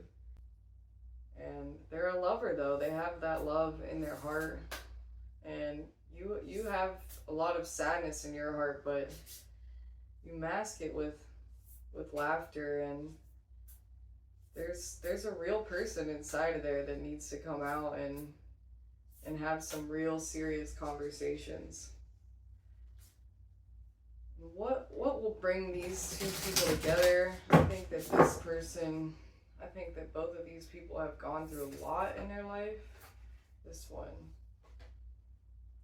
Fifth ray of intellectual knowledge. Wow, it's funny. In this card, you can see that all the people around her look so angry and upset, and they're always fighting with each other. They're always finding something to be angry about, complaining, and she's just beaming with light. She's just radiating with happy energy. Why is she so happy, and why is everyone else so angry? And she's learned to protect herself. She has learned that it's not worth it, that there's really nothing to be angry about because the present moment is so beautiful. And when you take these like Buddhist philosophies of not trying to run away from the present moment, and knowing that pain is a part of life, acceptance, and you know that things will go wrong, but you can't control that. You can only control how you react. And when you just sit there blissed out in a meditative state, nothing can bother you. And that is what you need to bring to this relationship. You need to bring protective energy, and you need to just bring a pieced out state of mind, not complaining about things, not nitpicking, not continuing fights. Just, this is okay. I am at peace with who I am. And that means you really do have to dig deep inside. This card is asking you to bring discernment into your life. So just understanding the energies of the people around you, and it's not judging people. It's just making informed decisions on who you should have in your life based on frequency, based on just an understanding of who they may present themselves on the outside, but you're really seeing the way that it really is. If you choose to associate with people on a lower frequency than your own, you may feel your life moving more slowly, becoming harder than it needs to be. Discernment helps you navigate through illusions and find the real gems. It helps you step back from those who say they want to support you, but who actually just want to take and not give in return. So it really sounds to me like this person over here is just going through their own thing, and it really might be time to take a step back from them. We'll definitely see more when it comes to the spiritual advice, but the Lightworker Oracle is typically really positive and doesn't usually talk about how other people can be on a lower vibration than another, anything like that. It usually talks about wholeness and love and bringing angels into your life. It also talks about bringing Archangel Raphael into your life in this card as well. But it makes me think that this person might be holding you back. But I'm definitely gonna have to see more about that. Yeah, so it's talking about people taking and not giving back. So if this person is going through all this, they may just be taking from you because they're really just struggling. They've not been able to find their own energy. That's what I'm getting out of this, is that people, you can see in this card too, they kind of just take energy from each other. They just grab it, or they spit darkness on each other all the time, all day. I see it nonstop. And when you understand energy, and you're just like, wow, people are so negative. Like, try to just filter out what I'm saying so I'm not hurting people's feelings as much, because I can be a brutally honest person. So you're not going to feed into this whole chaos of like, take this energy and take that energy. You get your energy from the sun. You get your energy from the earth, from everything, from the divine, instead. And people's laughter, making people laugh, that's how you get your energy, not from nitpicking and fighting and just this chaos that I'm seeing that this person might be struggling with a little bit. Like I said, they've been through trauma with their father, and I just think that it's holding them down. And if you are helping them out and keep giving your energy to them, then they're not going to be able to find this energy on their own. So they need to be able to do this for themselves. I said this card is for bringing together. We all come together in the end. We're all one. So a way that we can all become one, the way that we can all move towards peace and harmony and love as a whole society, is by understanding this energy at play, and knowing that we don't want to take somebody else's energy. We want to create it for ourselves. It comes down to the very littlest things, like asking someone questions all the time, like, where is this? And I don't know where the forks are, and like, you've lived here for how long, or something like that. Or I saw this video of this father that said, I just recognized something in myself. I asked my wife, do you think these muffins are too hot for the baby? When I could have easily just checked the muffins that I was holding. I wanted her to come over and test them. That's extra mental load on my wife, who already has to take care of so many other things. So I think it's like even tiny little things like that is taking energy. And everything's energy when she has to walk across the room and check this muffin now for you that you were holding. That is her energy. You could have done it. You could have created that for yourself. And by living with the divine in your life, by calling out and living in that way, just asking for help, saying that your higher self is now guiding you, this will become easier for you. It will be more natural for you not to ask people, not to take energy. Everyone still does it, Nobody's perfect, okay? You just start realizing what's really happening and you become lighter and lighter and lighter.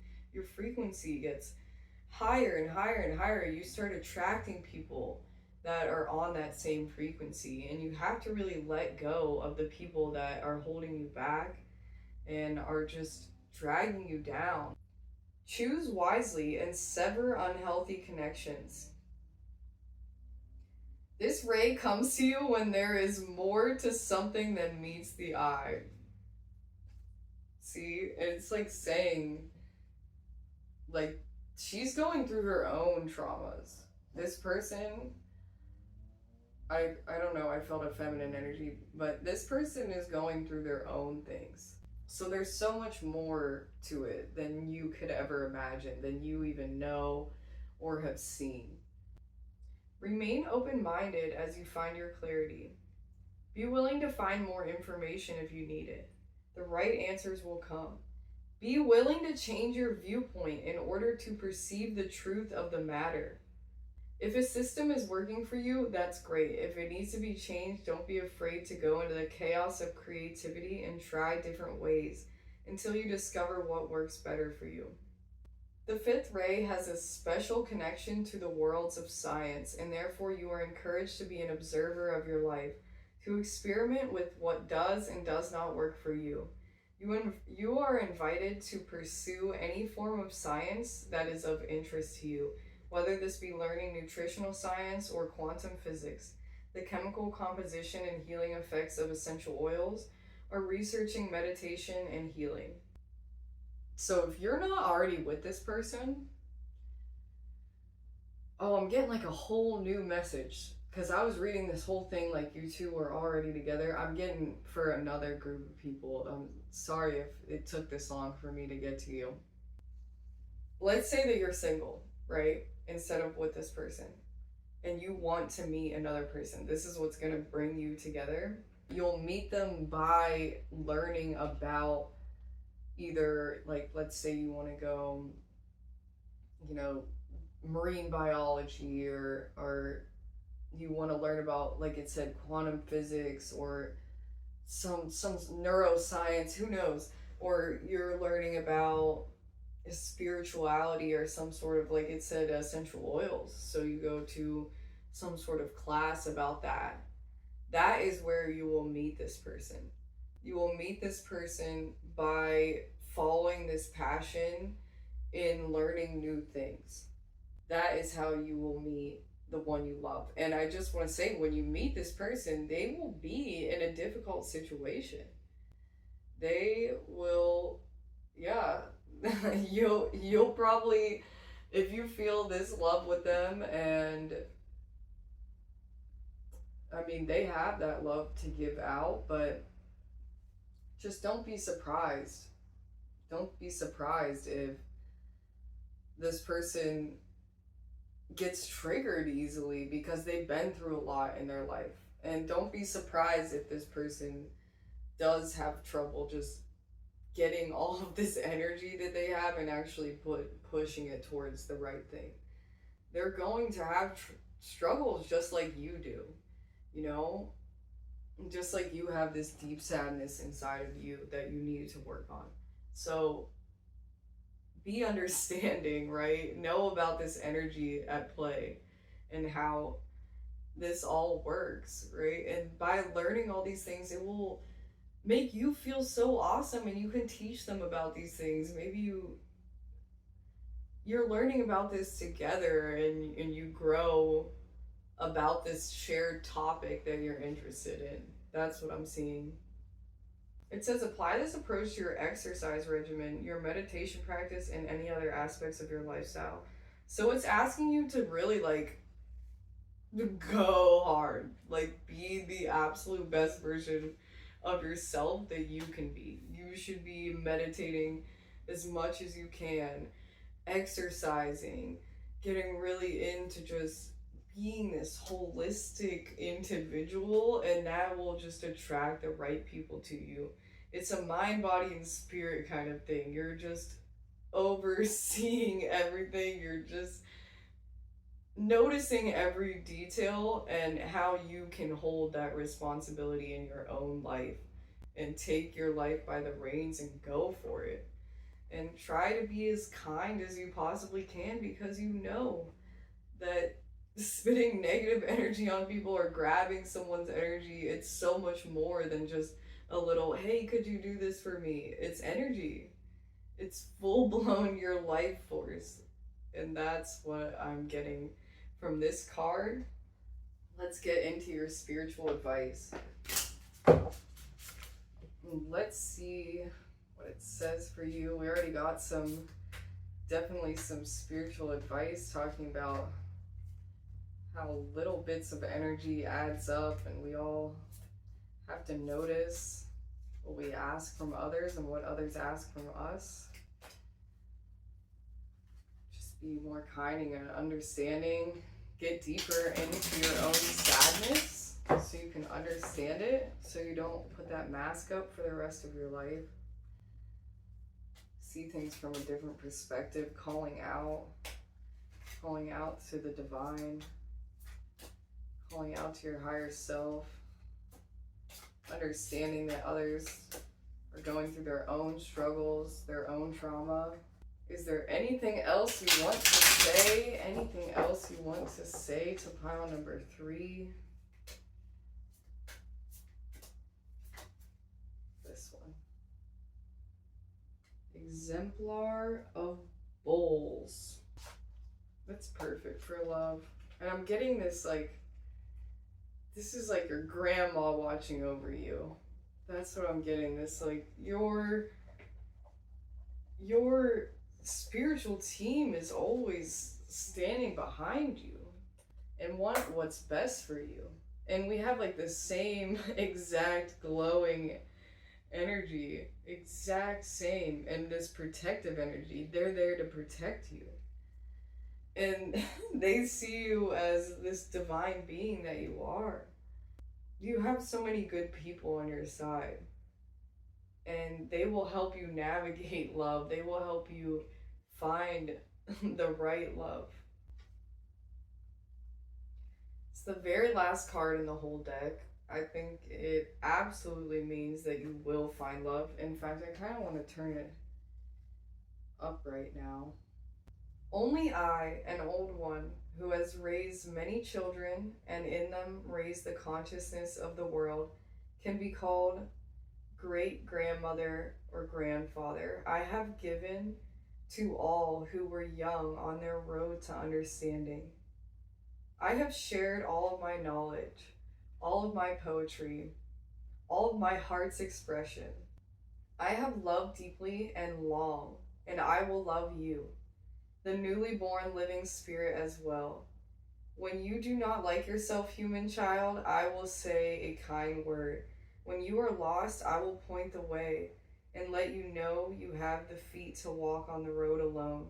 For in all my love, I am strong. I have lived a long time and many lives. From my experience, you will be renewed. So call out to them, and it says that you have this ability to walk the road alone. So And this card said some people just don't have the right energy. They're slowing your life down. So I think that it's possible that the person that you're with, or maybe some of the people that are surrounding you, are really holding you back on your journey and bringing this divine great grandmother energy into your life. It will renew you. Just bringing the divine in and just knowing that they always have your back. There's nothing that can go wrong. It's said if you're feeling sad, they will make a kind word come. They will. They won't let you go out to the wayside. And if you want true love, real, good, loving love, they will get that for you. So don't be afraid to walk away from what doesn't serve you, because you will find that amazing love. It's a test. It takes time. It takes time. It's going to be okay. You will be renewed. You will be restored by the divine. Always listen to your intuition. Always. If you want to find love, listen to where you're supposed to go. They will tell you. Call out to your lineage. They have known love. They are now pure love. Call out to them. They can guide you. No anger, pain, guilt, or remorse can hold you down. Emotions are gently moving sea of bliss, uplifting a life of steady devotion to higher good.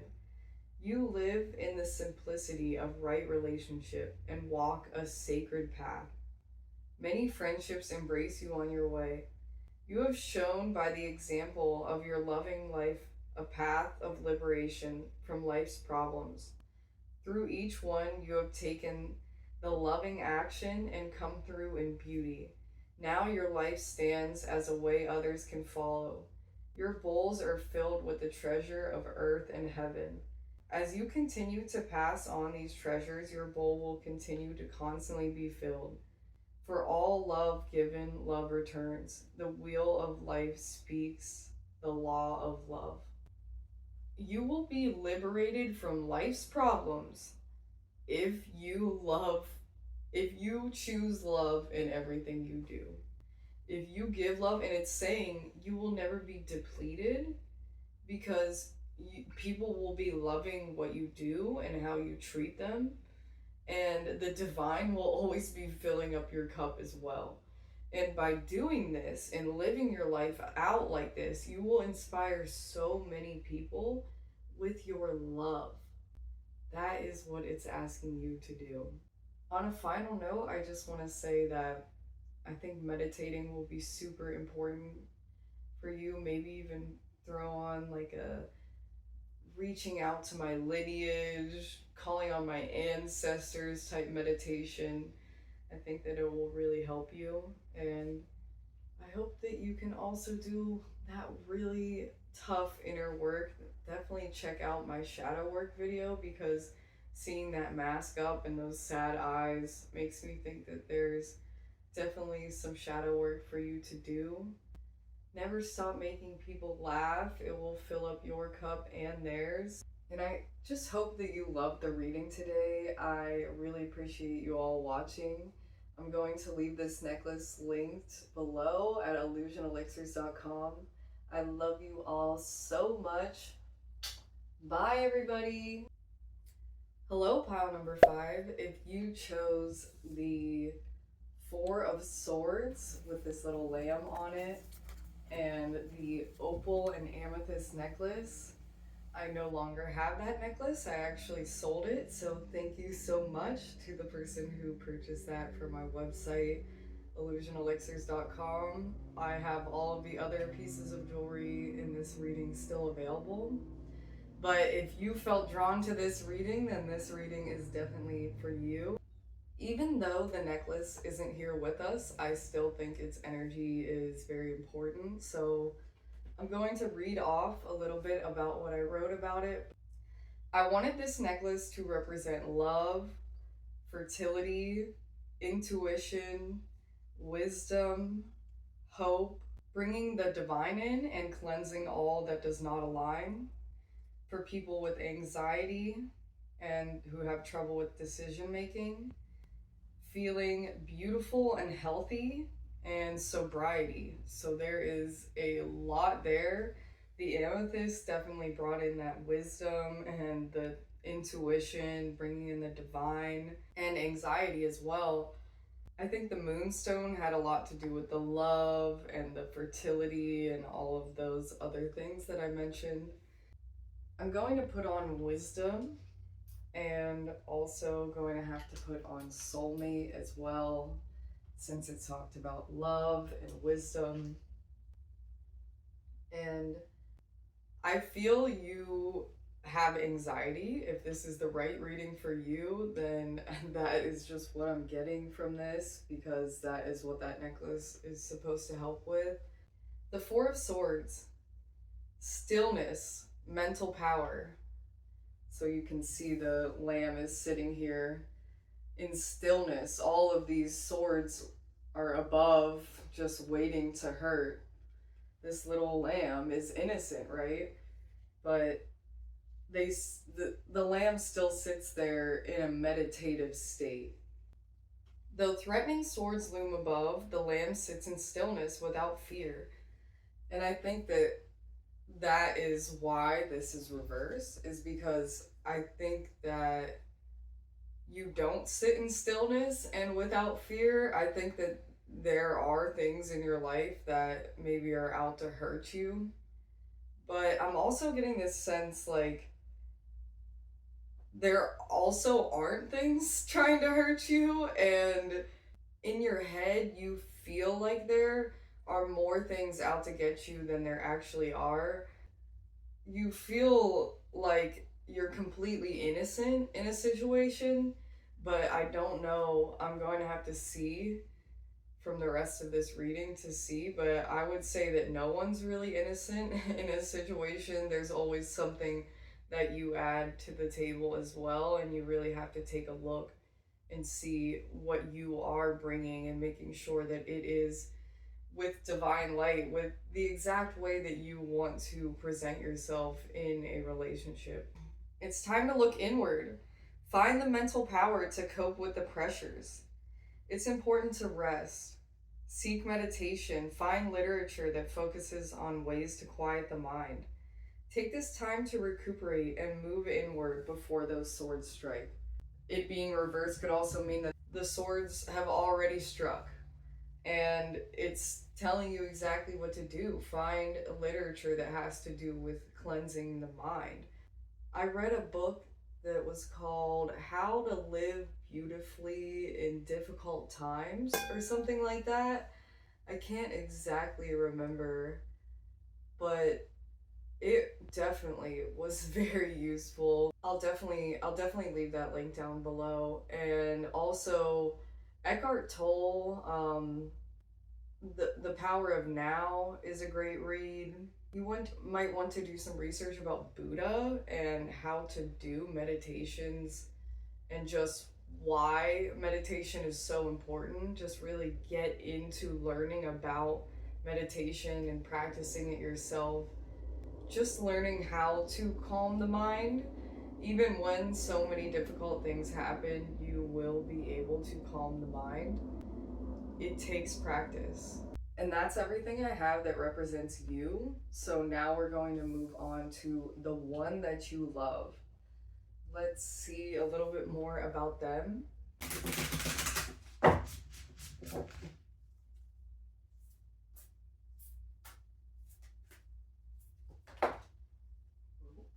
That one. Yep. The moon. Really came out reverse, but I'll tell you what, I am struggling with this reading right now. You won't be able to notice as much, probably because of all the cuts that I do, but I've just been like coughing and needing to drink water, and I don't know, just definitely off. So first of all, I feel like you need to drink more water. Another thing I need to say is that I actually went to the doctor today, and I don't go to the doctor, seriously. So, and I'm on this mission to get mental health help, and it is just tough. It is so tough. First of all, it was really tough for me to get insurance, and then it was really tough for me to get an appointment. And then my appointment was really far away, and now I have to wait and find another person to get mental health help. So I know it is hard to get mental health help. I know that, but I'm just getting this sense like I think it's time for you to really buckle down and just advocate for yourself and say that you need mental health help.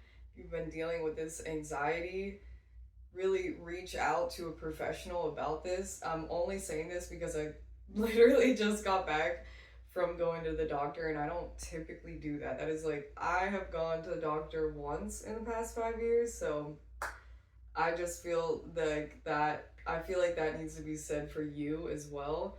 And then let me talk a little bit more about your partner. So for your partner, I got the moon.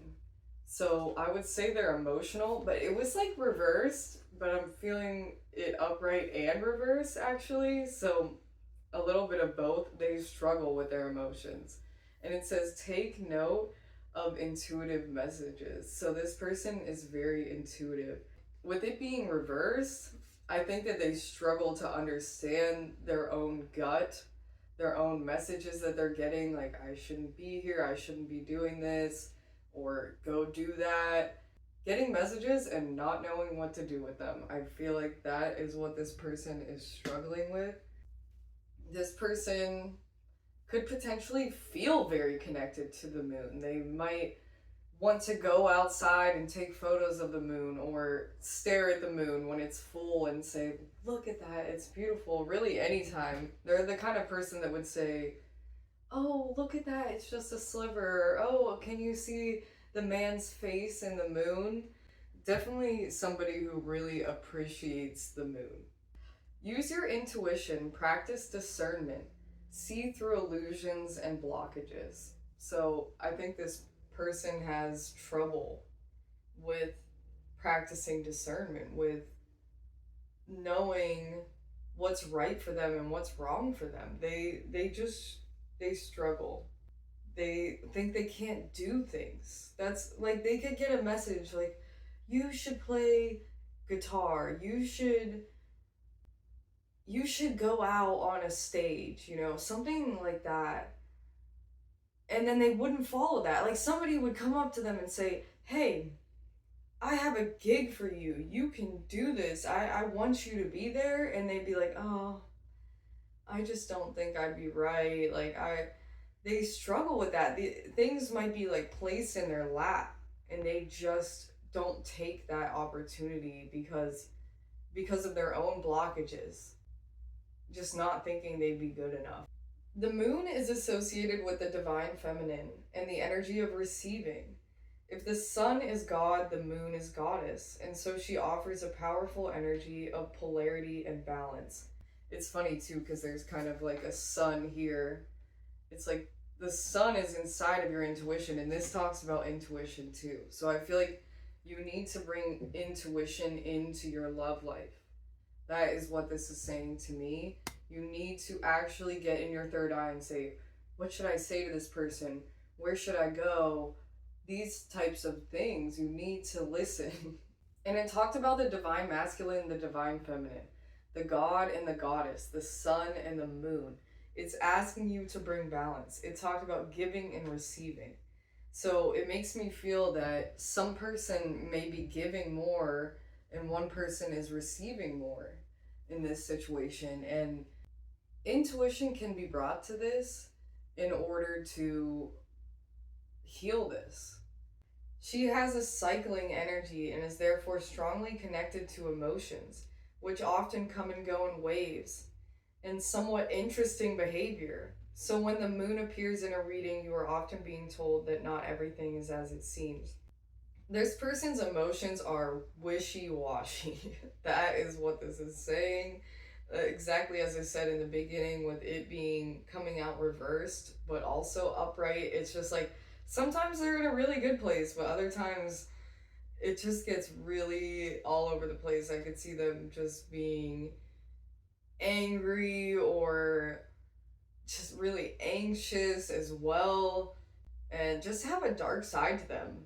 Maybe like slamming doors, just get frustrated, just get very frustrated, maybe even throw something on the ground. They may not know how to explain their emotions whatsoever.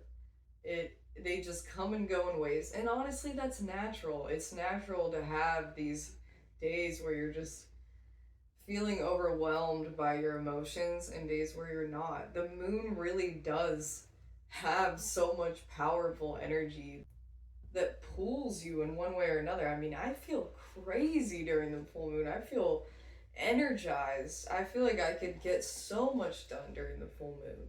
And it's like you're stuck in a cycle. I feel the need to sage right now, seriously. I got my lighter that says good vibes on it. I don't know. I'm just struggling with this reading. My throat's feeling weird. I have my fake beer here. I don't know if that's doing it or what's doing it, but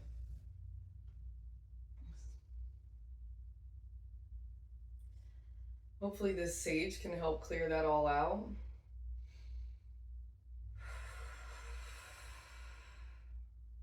It did say that you were stuck in a cycle, so let's set this sage's intention to get out of this emotional cycle where maybe there's a blame game, maybe there's just this anger, resentment, something is going on. And let's move through that. Let's say this sage is for healing this emotional cycle that you're in. Use your intuition to get out of it. And so it is.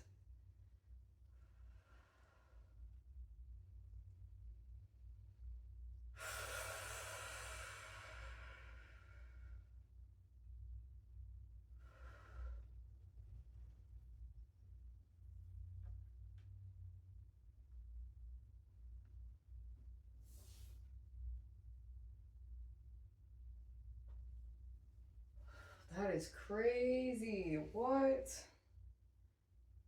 What the heck? Oh my god. I have to take a picture of this with my other phone. I just set this piece of sage down and it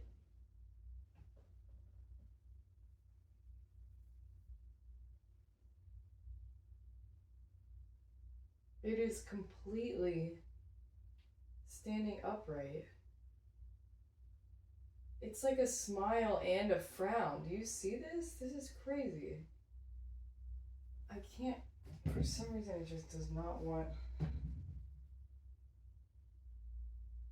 There we go. Look at that. And the reflection. Look at that. That is just insane. I did not mean to set it like that. It literally flipped itself like that. Wow. Okay. So this person is very happy and then very sad. That is obviously what it is. And that is causing you to feel like this anxiety, right? It's like, you know, the swords are hanging above because they always have sad days and then happy days, and you never know what you're gonna get, basically. Let's see if there's any more cards for how you're feeling. I feel like we're definitely gonna need some more cards for how you're feeling.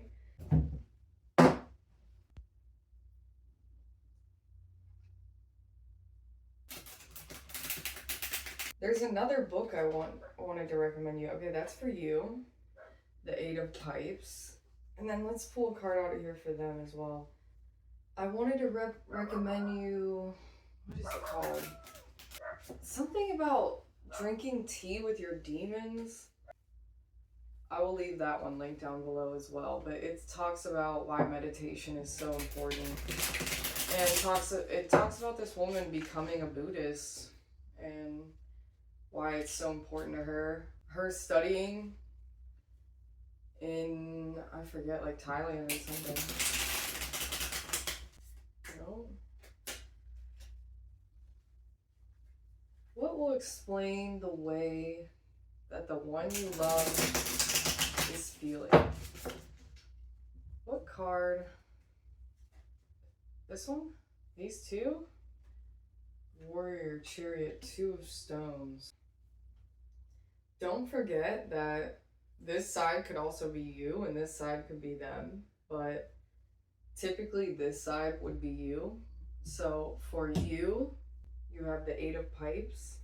Your art is your shield and power. So whatever you do creatively, that is what lifts you up, and you need that. Great Spirit, I am filled with light. I am burning with the fire of inspiration. I feel like I need to get my inspiration perfume out, but I have a perfume called Inspiration. It smells like mango, tangerine, and lime. I put it on before I make jewelry, and it is just so inspiring, as the name is called. It just really lifts me up and helps me get to work. It makes me think that you might have some artist block. You really have to harness that power again. You have to force yourself basically to do art. Great Spirit, I am filled with light. I am burning with the fire of inspiration. I gladly take my place as your apprentice. Grant me a good teacher who will show me the way to heal with my power.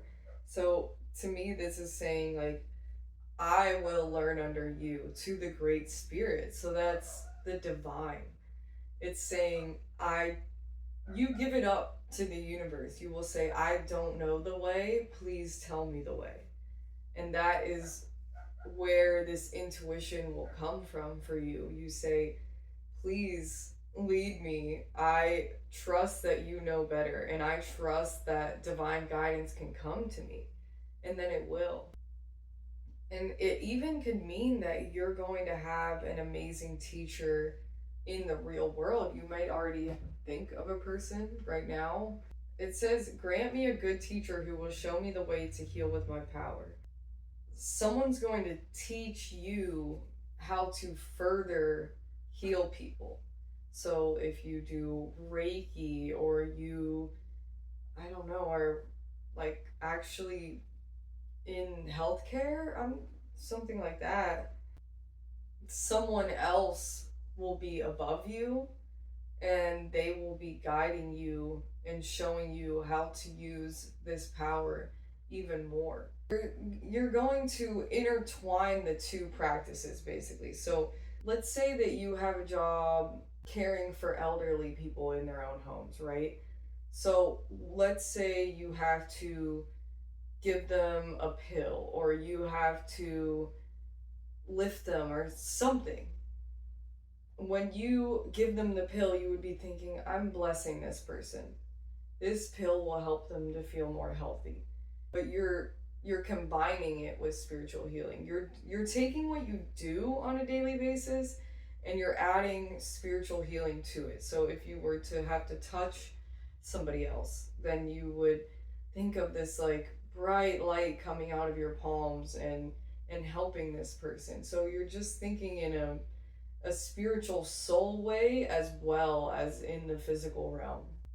But your art, not what you do for a living, not healing people, but you're like actually creating art as well, is going to be super important, because that's something that really fills up your cup. And it says it's like a shield. It's like a shield. So you creating art makes you feel protected somehow. And like the necklace, I've said this in all of the readings, you can take a necklace and put a protection spell on it. Like this can be protection to me. It doesn't have to be the necklace that I had on the reading today. Any necklace, you can say, this necklace is protecting me, and you wear that. And especially if you made something yourself, that could be a huge protection. I am strong enough now to overcome anger by corrective action. I am strong enough now to overcome confusion by illuminating my mind with your words. Man, I wish I still made my perfume illuminate too.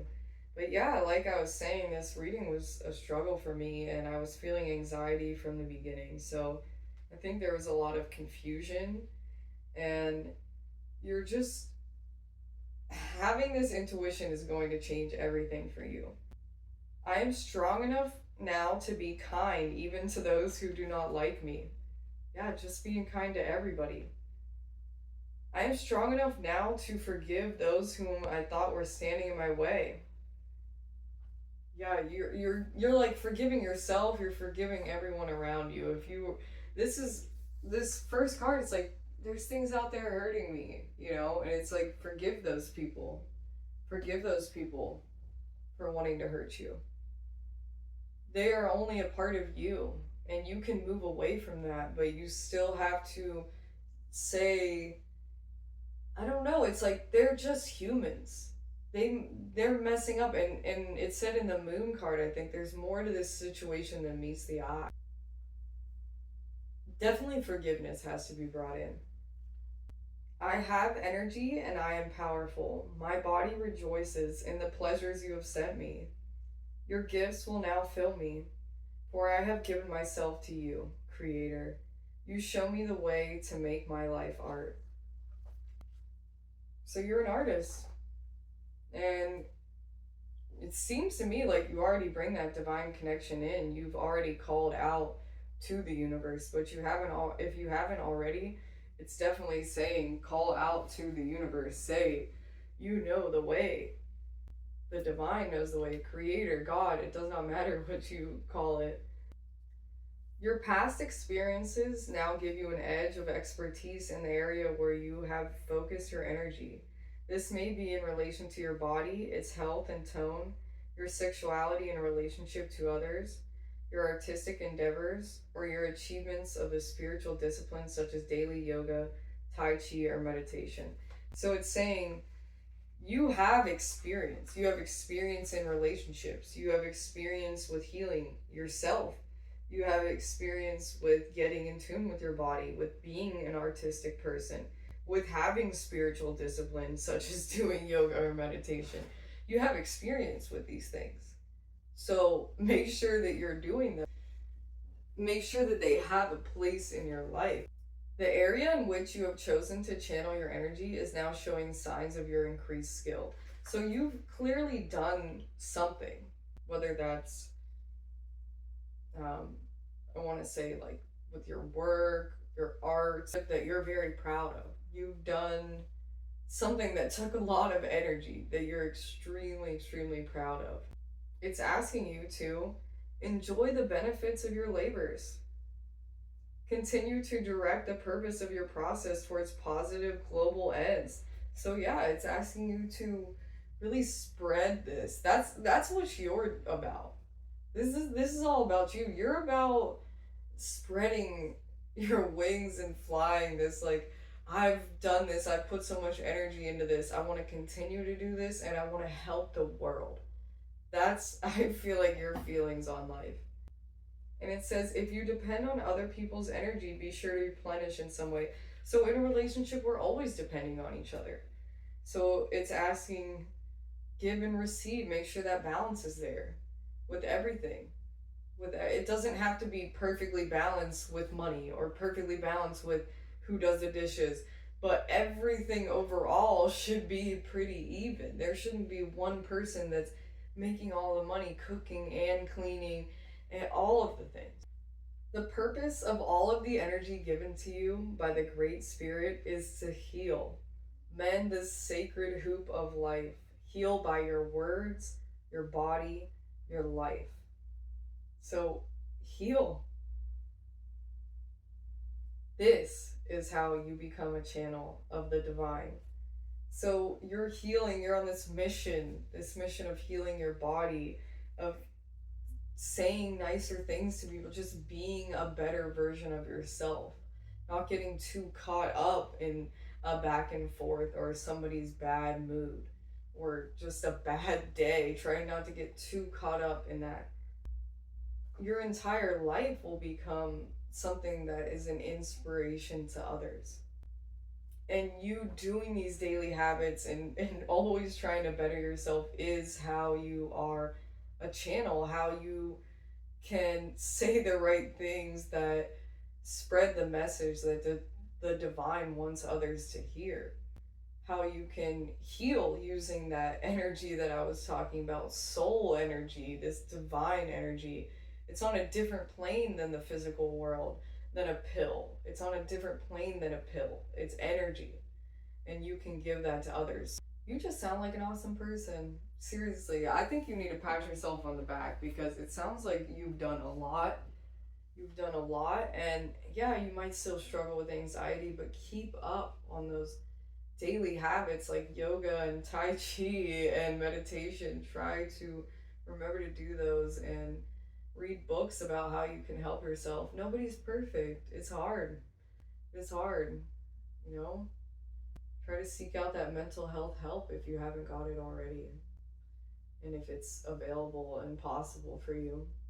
And let's look at your lover's card. Your lover is the moon, and he got the warrior and two of stones. So the warrior is the chariot in traditional tarot, and the chariot is all about rushing towards your dreams and bringing together two aspects in order for it to become one.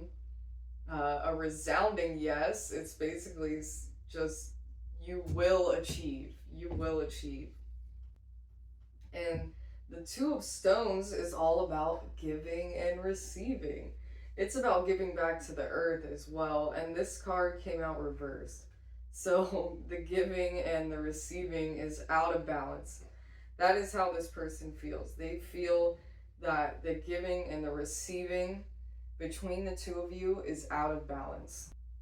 Yeah, the chariot's all about success. So this person wants to be on this path to success. That is what their goal is. I am the warrior coming home. When you see me on horseback or chariot, know that I am transported by my power to will.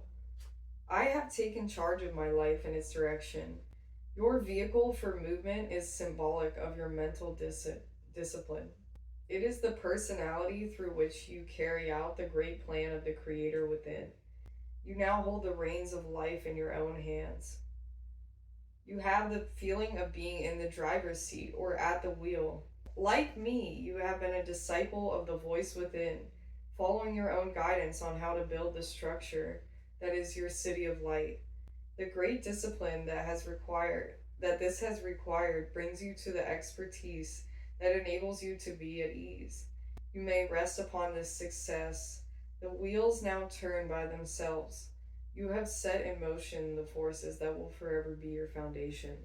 So it sounds like this person has also got this call of intuition, but as this first card was saying, I feel like they were struggling a little bit with those intuitive messages, but they are going to be successful with it. That is what this is saying to me.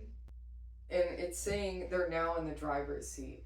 So, like I said in this first card, they were having a hard time taking their life by the reins. They were having a hard time taking opportunities that would come to them, but I don't think that this will be the case anymore. I think that they really will actually take their life by the reins and be the chariot that they need to be.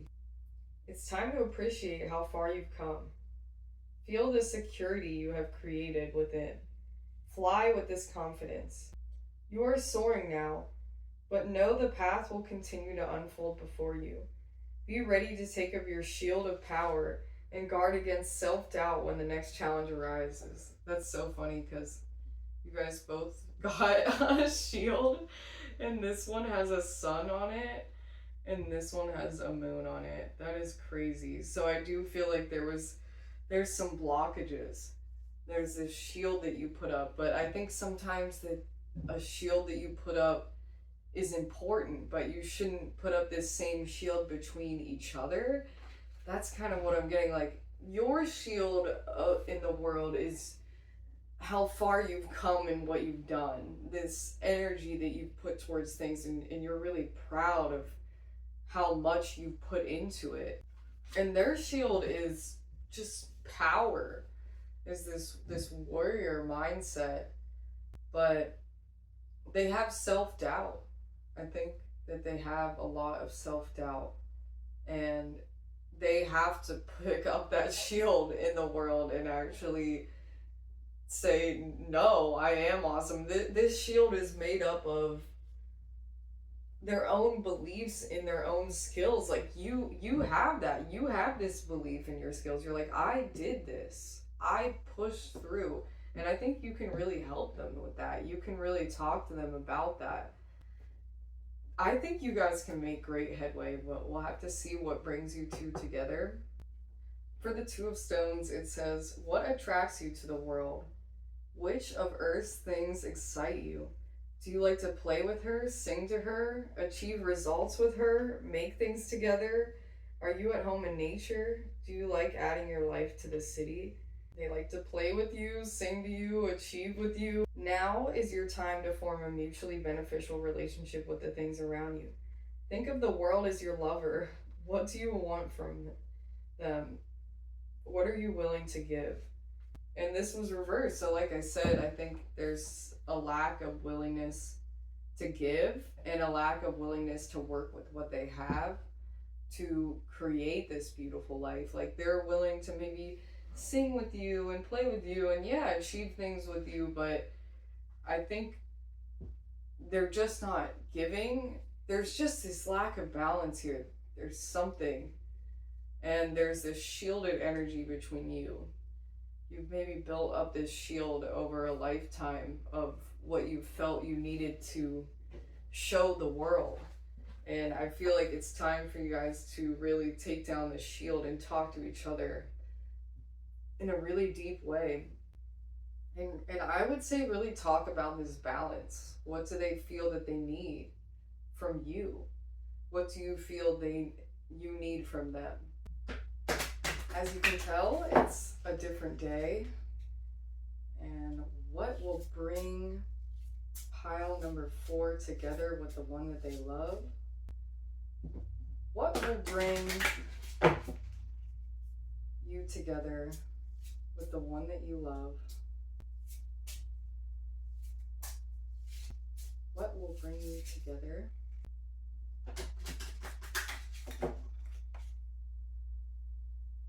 What will bring you together? Oop, there it was. It went far away from me. Okay.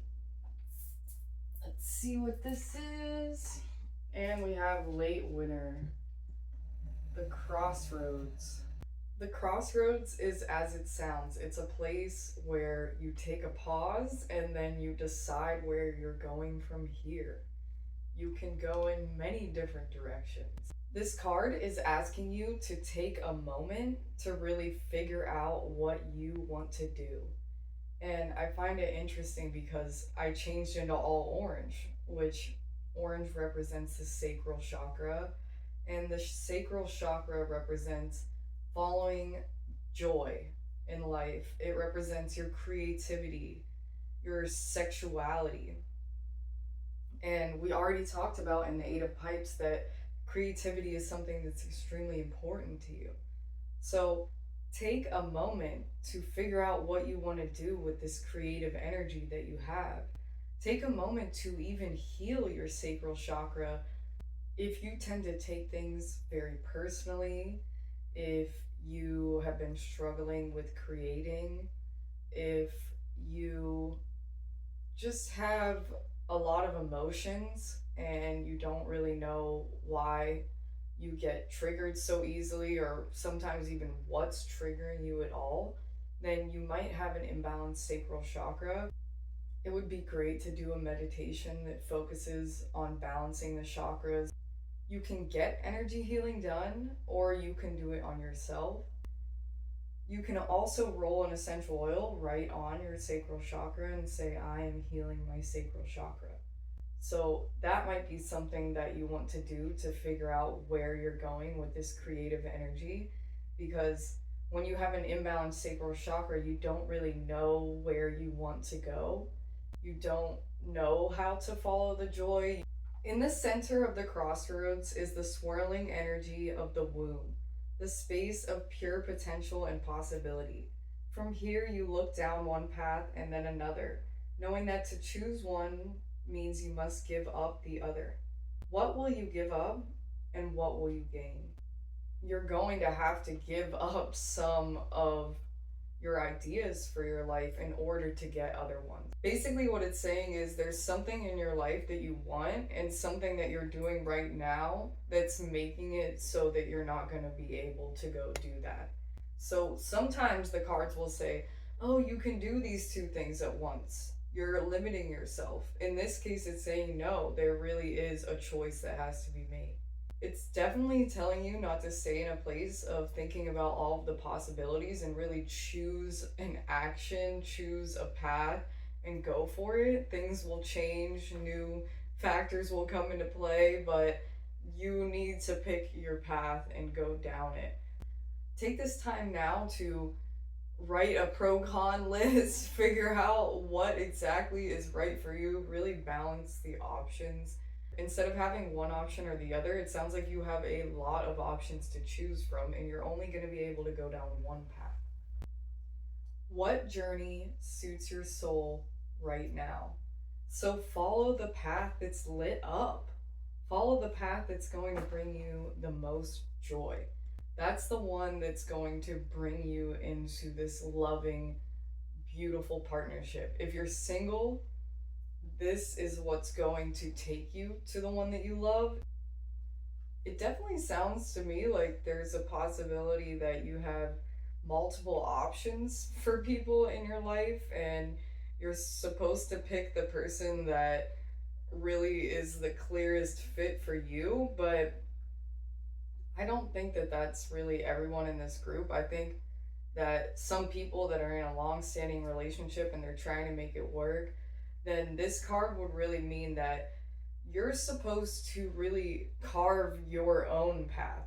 You also are with them, but it wants you to follow what lights you up. It's super important that you still do things for yourself.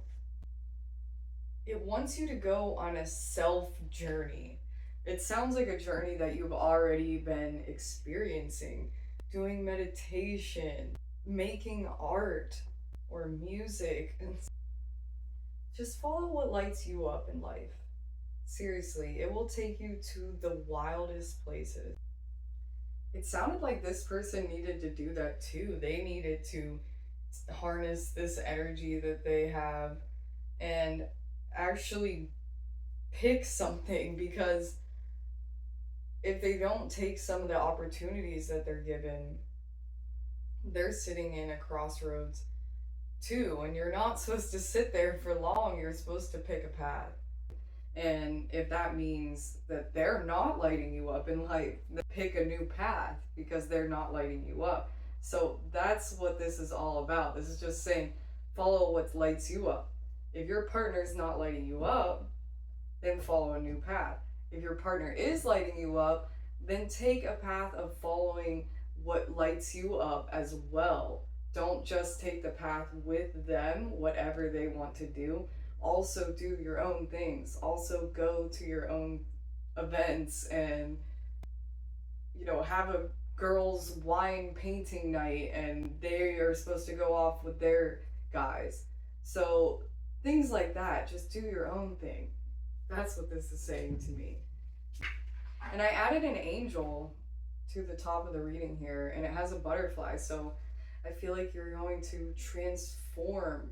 And this card almost looks like a mandala, and there's going to be so much growth that happens. I feel like once you break down these barriers, these shields that you're holding up, and figure out how to properly balance who's giving and who's taking, get in tune with those emotions, keep meditating regularly, get into those creative endeavors, take those opportunities, follow what lights you up in life, take that amazing journey in life. You don't want to just sit and dwell and wonder. Just go. It might not work out at first. That doesn't mean it won't. And what spiritual advice does pile number 4 need to hear from the divine about love? Here we go. An invitation to connect. Wow. I don't think it's all of these. Just this one? Yes. An invitation to connect. Wow. What a beautiful card. It shows the golden city of light, as some people would call heaven, a place of the infinite and divine coming together. Just nothing but peace and harmony there, and you can connect to that. And I feel like that's what this first card is saying about you is, yeah, there may be swords out there, there may even be swords in your mind that you're creating up, but when you connect in your mind to that golden city of light, when you do those meditations, it is going to make everything easier in your life. It's going to make your love life so much easier. Bring that connection, bring that spirituality to your relationship. Even if the other person isn't interested in those sorts of things, that is completely okay. Bring it to yourself. It will always vibrate onto them. They can't help that. That's just your own field just existing in society. You will connect with so many beautiful people. I feel that there's so much more than romantic love going on here. It's connecting to the divine that will bring you love. It's connecting to your communities and all these spiritual beings that exist here on this planet that have come down at this exact time to be here for this awakening that we are experiencing. It is so absolutely wonderful. And you came here for a reason. And you came here to love. That is for sure. You came here to love. So love. Love with all your heart. Love through what you create. Love through healing people, whatever your job is. Love. Use energy healing. You have been invited to connect with the divine and to connect in harmony with others. In this card, it said, take the path that has the most light. If you were in the woods and you saw a dark, very scary, overgrown path, and you saw a path that had light streaming through it, you're going to take that path. And that's going to take you to where you're supposed to be. And that's what this card is saying to me as well, is that when you bring the divine into what you do, into your life, that you are walking a path filled with light. Always. You can't make a mistake. It was supposed to happen. That's the thing. It was supposed to happen. You have not left the sacred path. If you've seen that show Loki, such a good show, by the way. Love that show. But they talk about the true path. I forget what they call it in that show, but there's just this one, oh, it's called the sacred timeline. That's what it's called. The sacred timeline.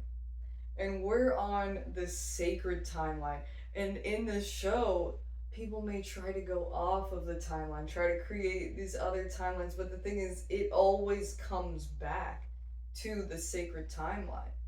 It's like this sacred timeline cannot be bent or broken. That shows other things that can happen as well, but you get what I'm saying. You may go off the path and meander on this way into the darkness, but you will come back to the light. And that is the same with your love.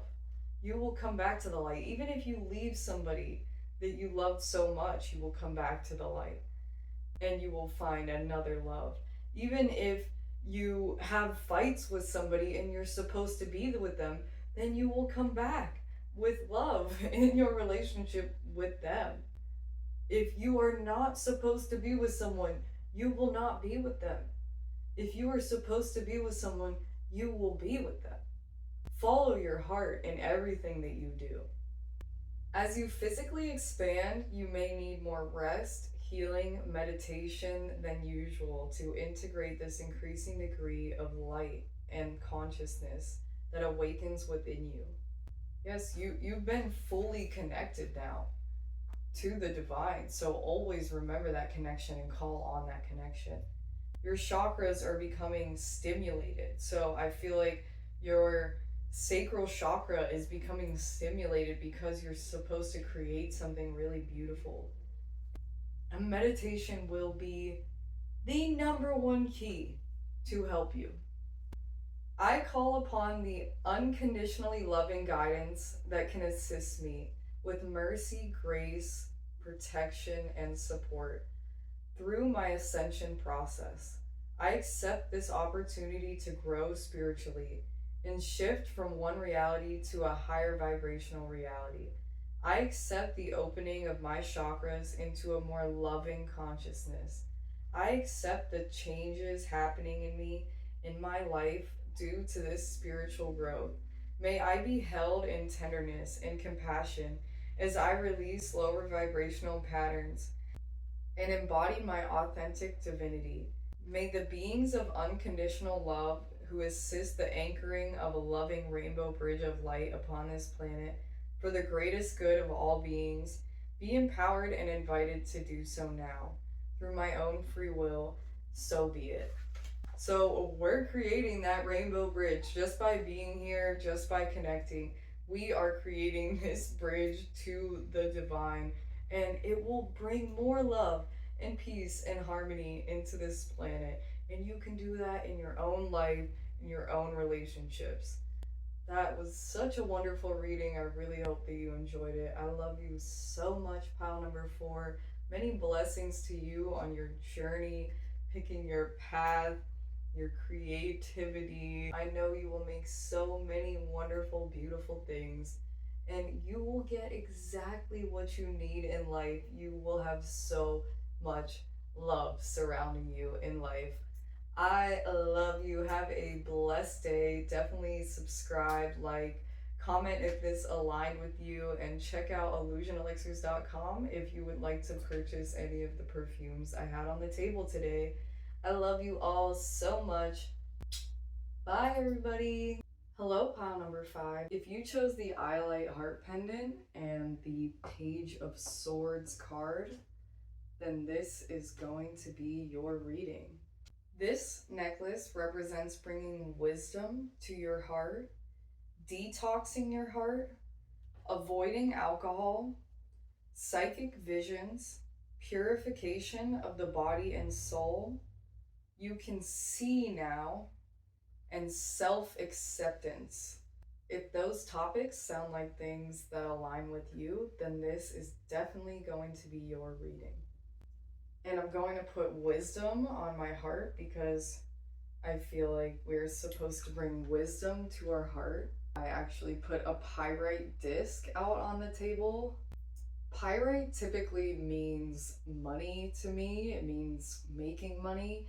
And this one has been under a lot of pressure. It has been pushed together. They don't typically look like this. So I feel like you have been under a lot of pressure to make more money. That's definitely something that I'm getting just from putting this on the table. The Page of Swords is someone who is on a quest for knowledge. We have books here right on the card, so definitely wanting to be reading those books. It sounds like you would be somebody that really loves to do that, and if you're not doing that right now, definitely start reading those books. It will help you. We actually had 3 cards come out for you. We had the Death card and the 3 of Swords, which is just crazy. These are feelings that you're going through right now, I believe. So you are going through a massive shift, and you are going to have to make a choice. You are going to have to close one door and enter the other. You may have already made this decision because we have the 3 of Swords here. And 3 of Swords is the ultimate heartbreak card. There's really nothing else that describes it. It makes me so sad that there are 2 different piles here that are just feeling so much pain in their heart. And it's no wonder that you would have bringing wisdom to your heart with this necklace. That's what it would help with. And detoxing your heart, because You have had a really hard time in love. It has been heartbreaking. We have 3 swords stabbing into a chocolate box. Like, I don't get a chocolate box, or I've made this decision not to be with this person, and now I'm all alone. The reason why the death card comes out is because something has gone away.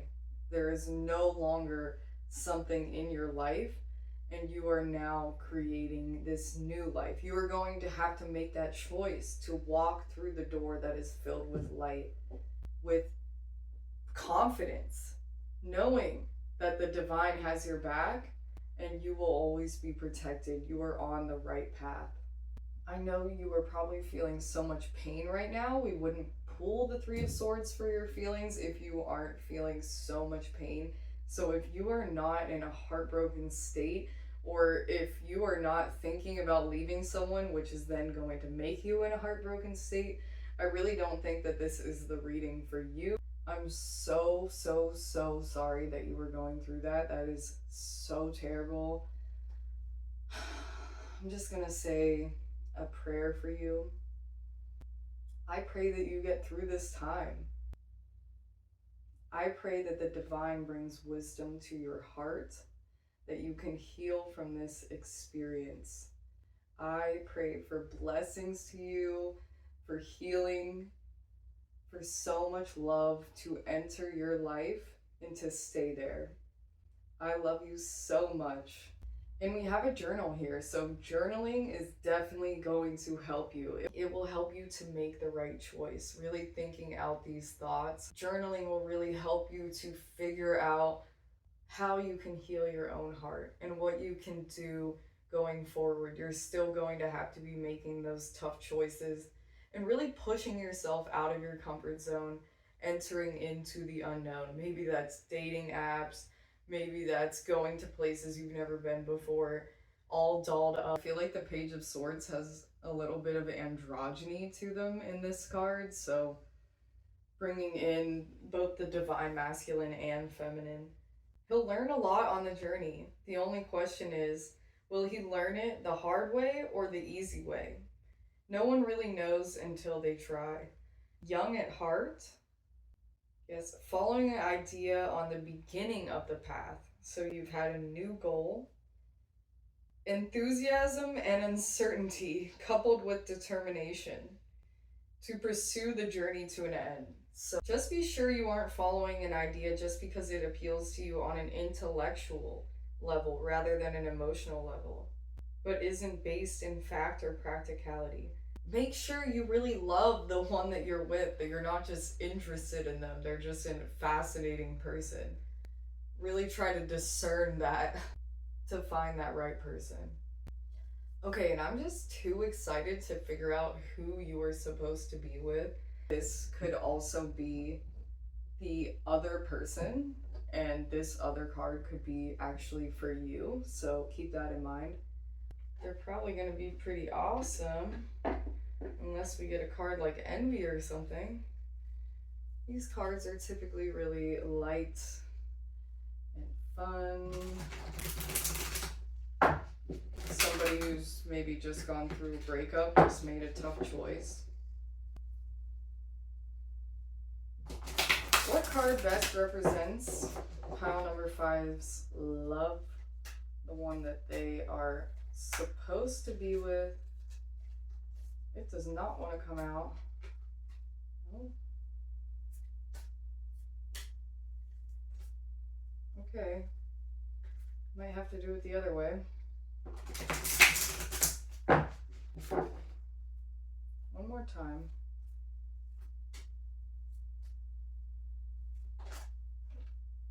Broken heart. Oh my god. Seriously? Broken heart reverse though. Wow. Wow. So it sounds like you both will have a broken heart, but I mean it's reverse. So you will mend each other's broken hearts together. Wow, that's so sweet. Oh, it says grief and loss. Wow, I just had a different an entirely different situation. Since you both have a broken heart, if there is someone here that is in a long-standing relationship, you may both be going through some real serious grief, loss, just pain. But this card is telling me that you will be able to mend your heart together. You will be able to move on together. And if you're feeling like, oh, I've just had to leave someone, or I've just had this upheaval in my life, I had to make this important decision, and I'm just feeling really lost and alone and sad and scared and just brokenhearted.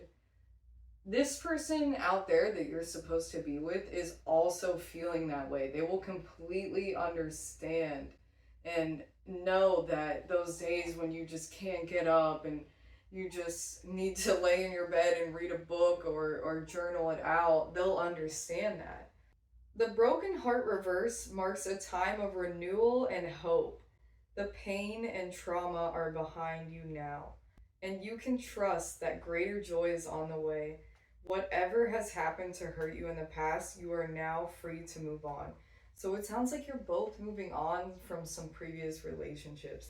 Just know that you are going to bring so much love to each other. You are going to mend each other's broken hearts. This is honestly so beautiful. When I saw Broken Heart and Three of Swords, I thought, oh, this is going to be sad.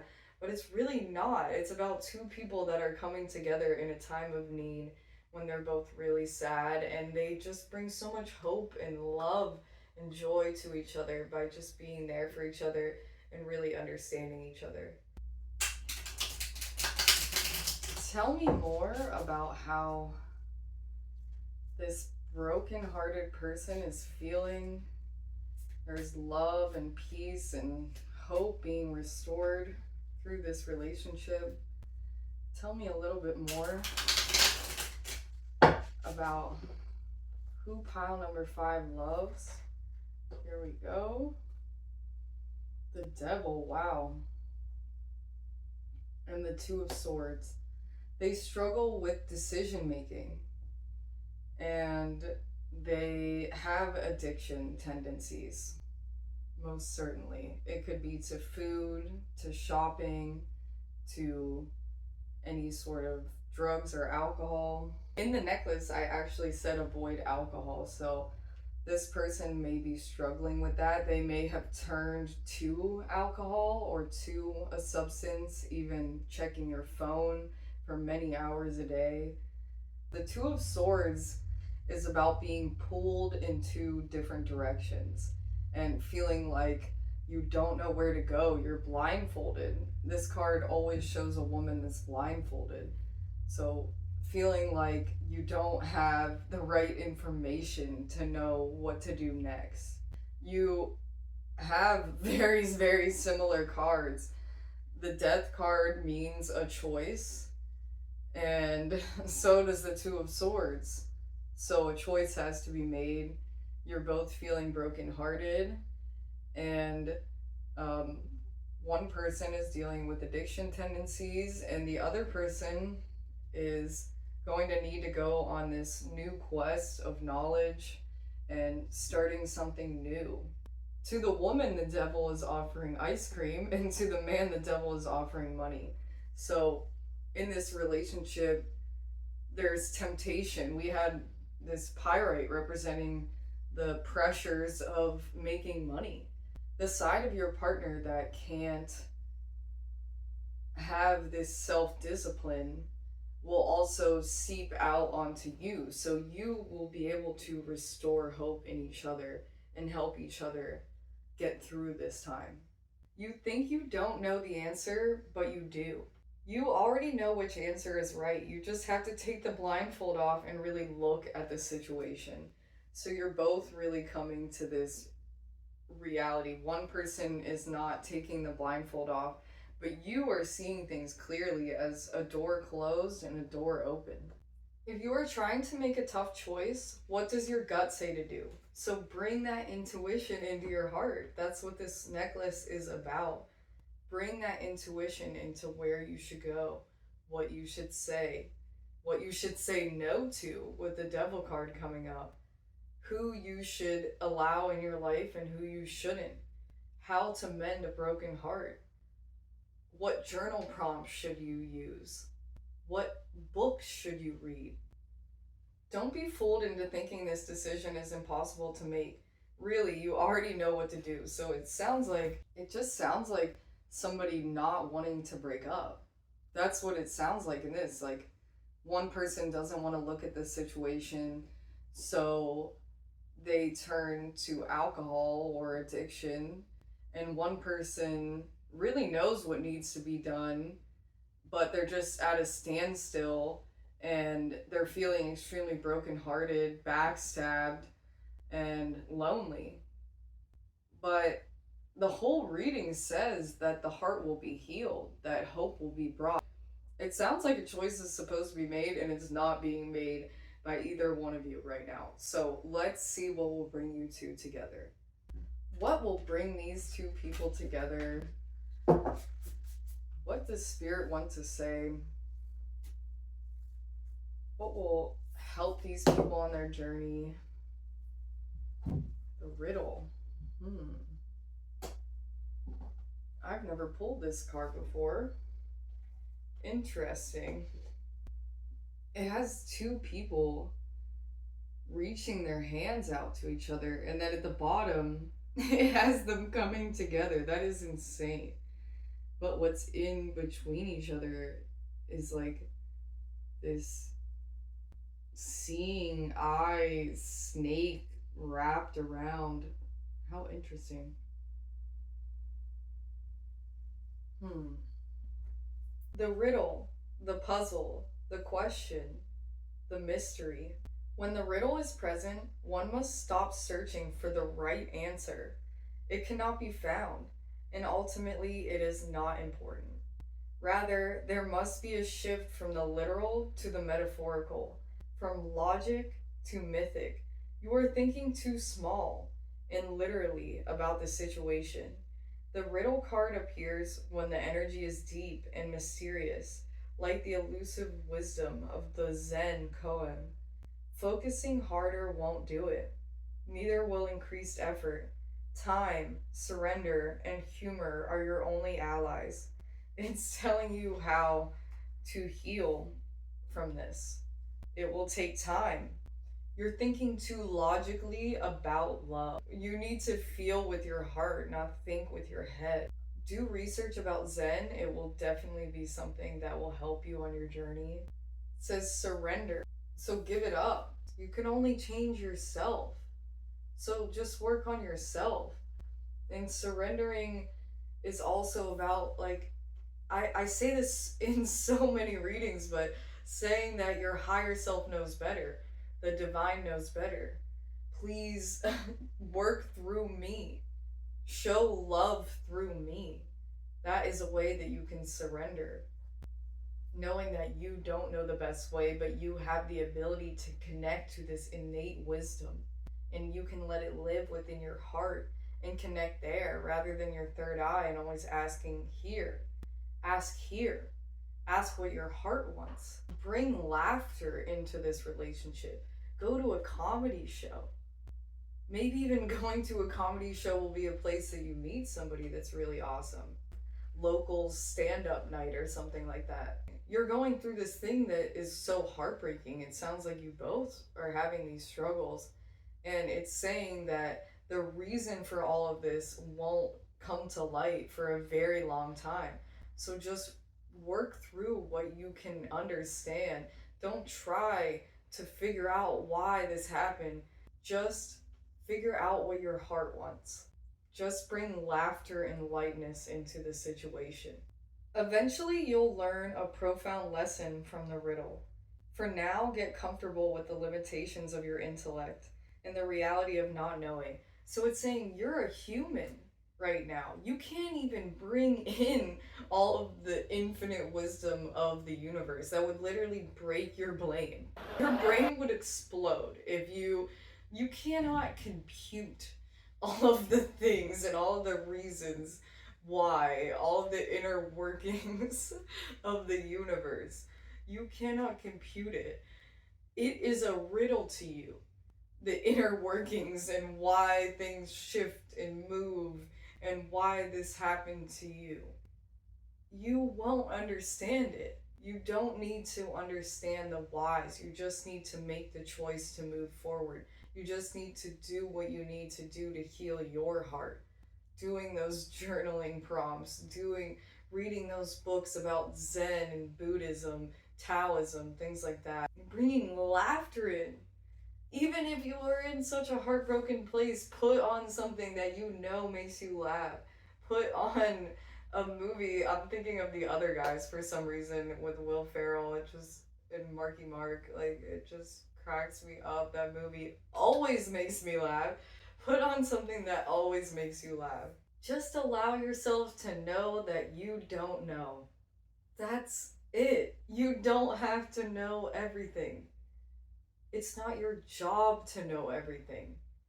You are not designed to know everything. Follow your heart and your intuition, whatever messages are coming into you at this time, and try to get all of that extra stuff that's in your field just pushed away so you can see the light of the right decision and that door opening up for you.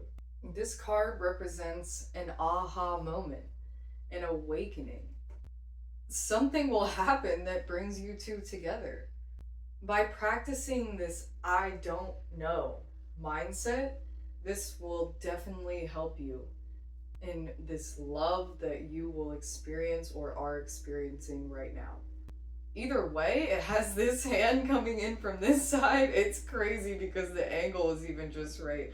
This hand is coming in from this side, this hand is coming in from this side, and at the bottom, you will come together. It's confusing. It's something that's mysterious.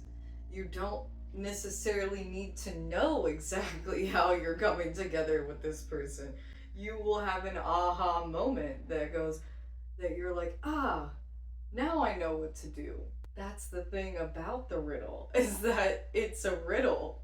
It's something that you will figure out. It's not something that I can tell you to do. This probably doesn't answer the questions that you were looking for in a love reading, but I definitely still hope it helps, and I hope that this spiritual advice will help as well.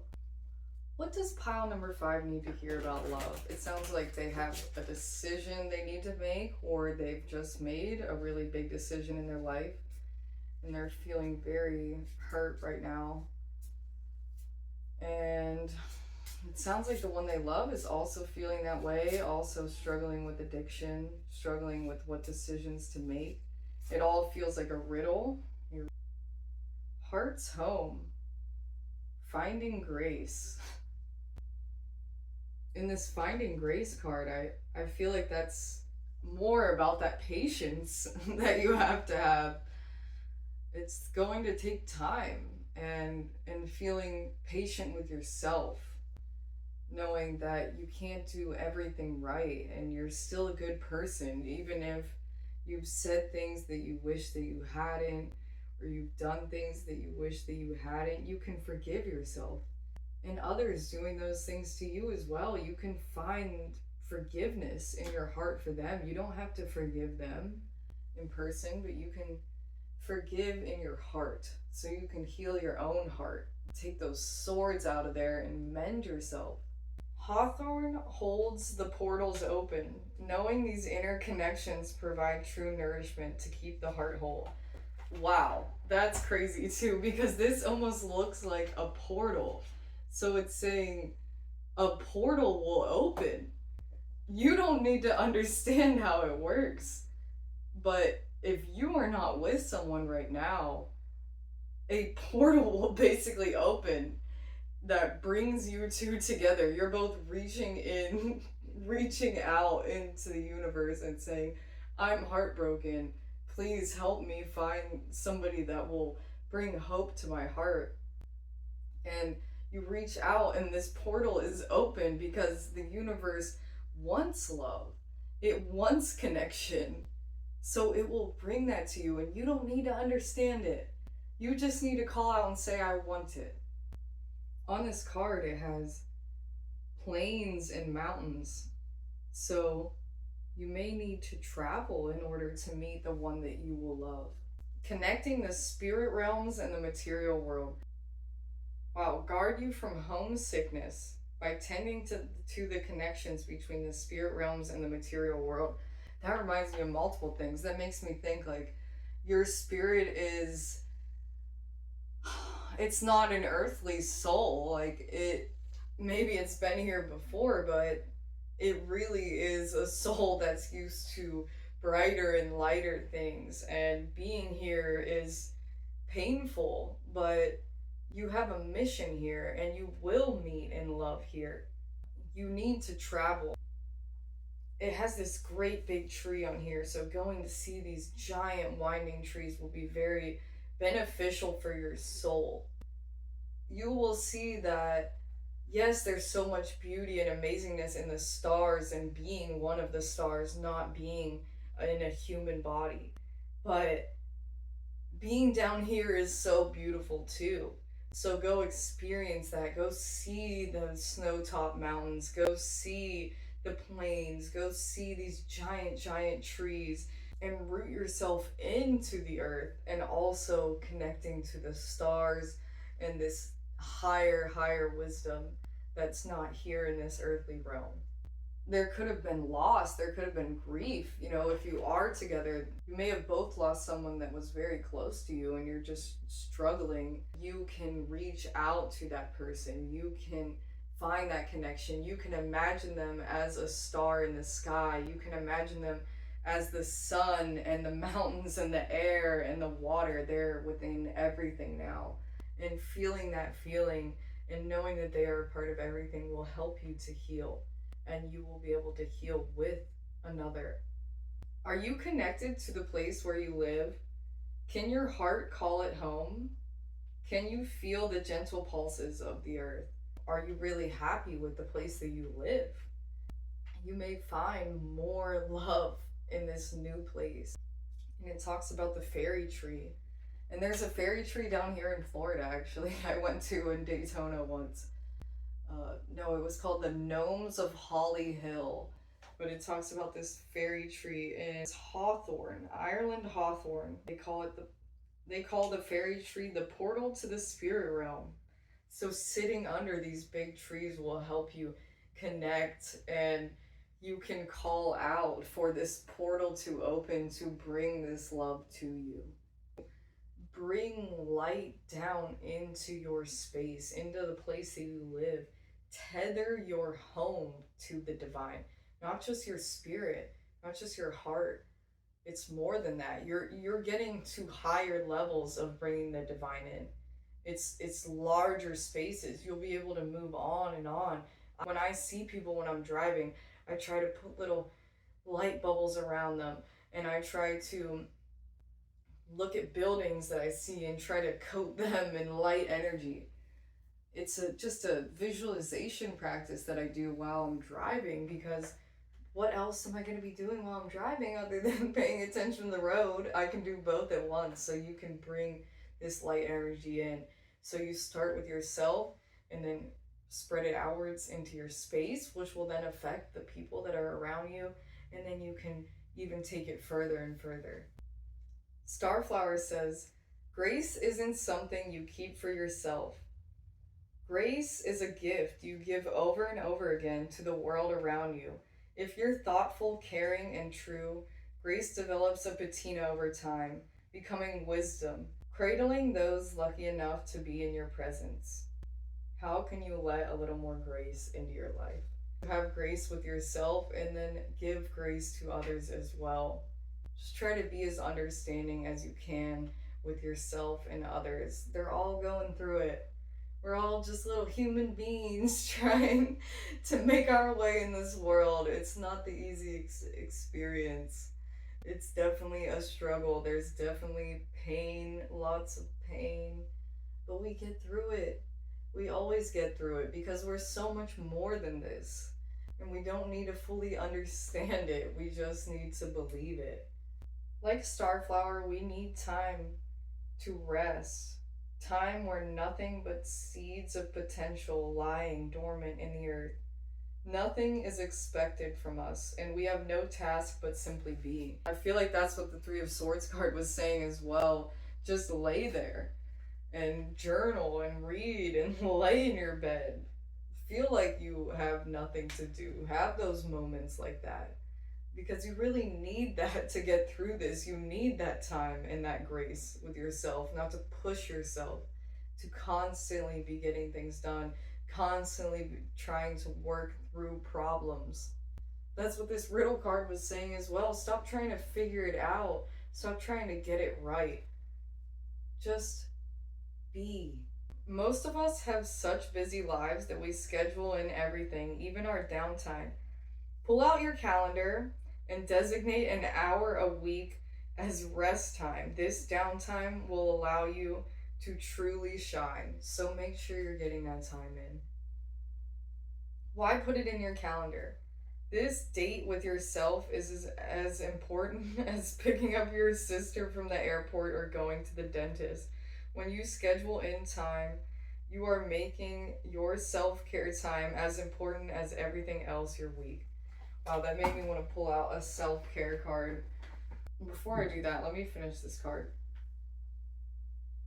We all have gifts, whether yours is being able to connect people with exactly whom they need to know, baking the perfect creme brulee, or understanding the tax code. These gifts are meant to be shared.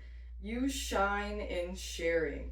If you find yourself trivializing or unable to appreciate your unique gifts, look to Starflower to find the gentle courage to shine. It has these peacock feathers on here, so have that courage. Share the knowledge that you have. It will bring you more love in life. Having faith means recognizing the value of what you are here to contribute to the world and allowing your actions to be grounded in that truth. Yeah, so believe that you are meant to be here. Believe that you have something to offer the world and speak your truth. I have a perfume called Truth too. It's black pepper and lavender and fig. It's so good. I love that one.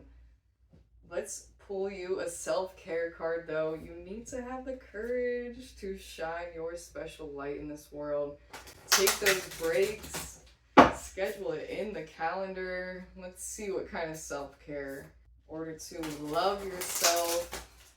Bring a bit of that love inwards.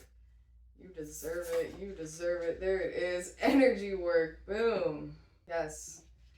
Doing meditations specifically about aligning your chakras. When you're doing a meditation, you can start with the root or you can start with the crown. I usually start with the crown. This little baby. Little Gomez. Oh, little cone boy. He's all patchy as you can see, which is why he needs his little cone. I think he's allergic to chicken. We really don't know. Hi. Hi, buddy. Hi, you want to be part of this reading? Hi. So, when you're doing energy work, start with your crown. Try to think of this purple bubble around it. Connect to the divine, tether it. Make sure it's shining this beautiful light. And then move on and connect that one down with maybe a silvery light, whatever type of light that you want to connect. Purple, and then go into the next one and have this meditation where you realign each one of your chakras. This will help you. Doing this meditative work will make you feel better on a daily basis, and you will be so happy that you grounded and got into this amazing routine. Just when you are connecting with your chakras, you might find, oh, my heart is closed. Oh, there's a door around my heart. I need to open it up. I need to take my heart out, give it a little kiss, and then put it back in its little heart space where it's all safe and connected. And then eventually you might be ready to let your heart out. Maybe not lock it away. It seems like you're a star child. I don't know. We have this portal opening and you have all these stars around you. Then we have the stars in the back of this card as well. So I just feel like you are one of those little star children. You might not have known it, or you might have always felt like you weren't from here, but that's just something that you're going to have to understand that you don't understand right now, and just try to connect as much as you can. It's not about knowing why chakras exist, or every single little detail about energy and why it exists. We don't need to understand all of that. We just need to have faith. That's all. So, to this energy work, I think it's like the final message to help you on your journey, and you will find love. I mean, we have this riddle card. It's like, yeah, it can be confusing, but make the right choices by following the path of light, and you will bring hope to so many other people. Hi, sweetie bean. Hi. You will bring hope to so many other people. Oh my goodness. Look, he has hearts on his cone too. You will find the love you are looking for. This middle card is clear as day. Yes, it's a riddle. Yes, it's confusing. Yes, love is so confusing. But you will come together. There will be just a moment where you go, ah, this is it. This is it. I think that that is everything I have for you, pile number 5. I so appreciate you being here. I'm sorry I can't give you all the answers. There really is no one out there that can give you all of the answers, but I am sending you so much love. Trust that intuition in your heart. You got this. Definitely like, comment, share, all of those good things. I appreciate you guys so much for watching. Bye, everybody.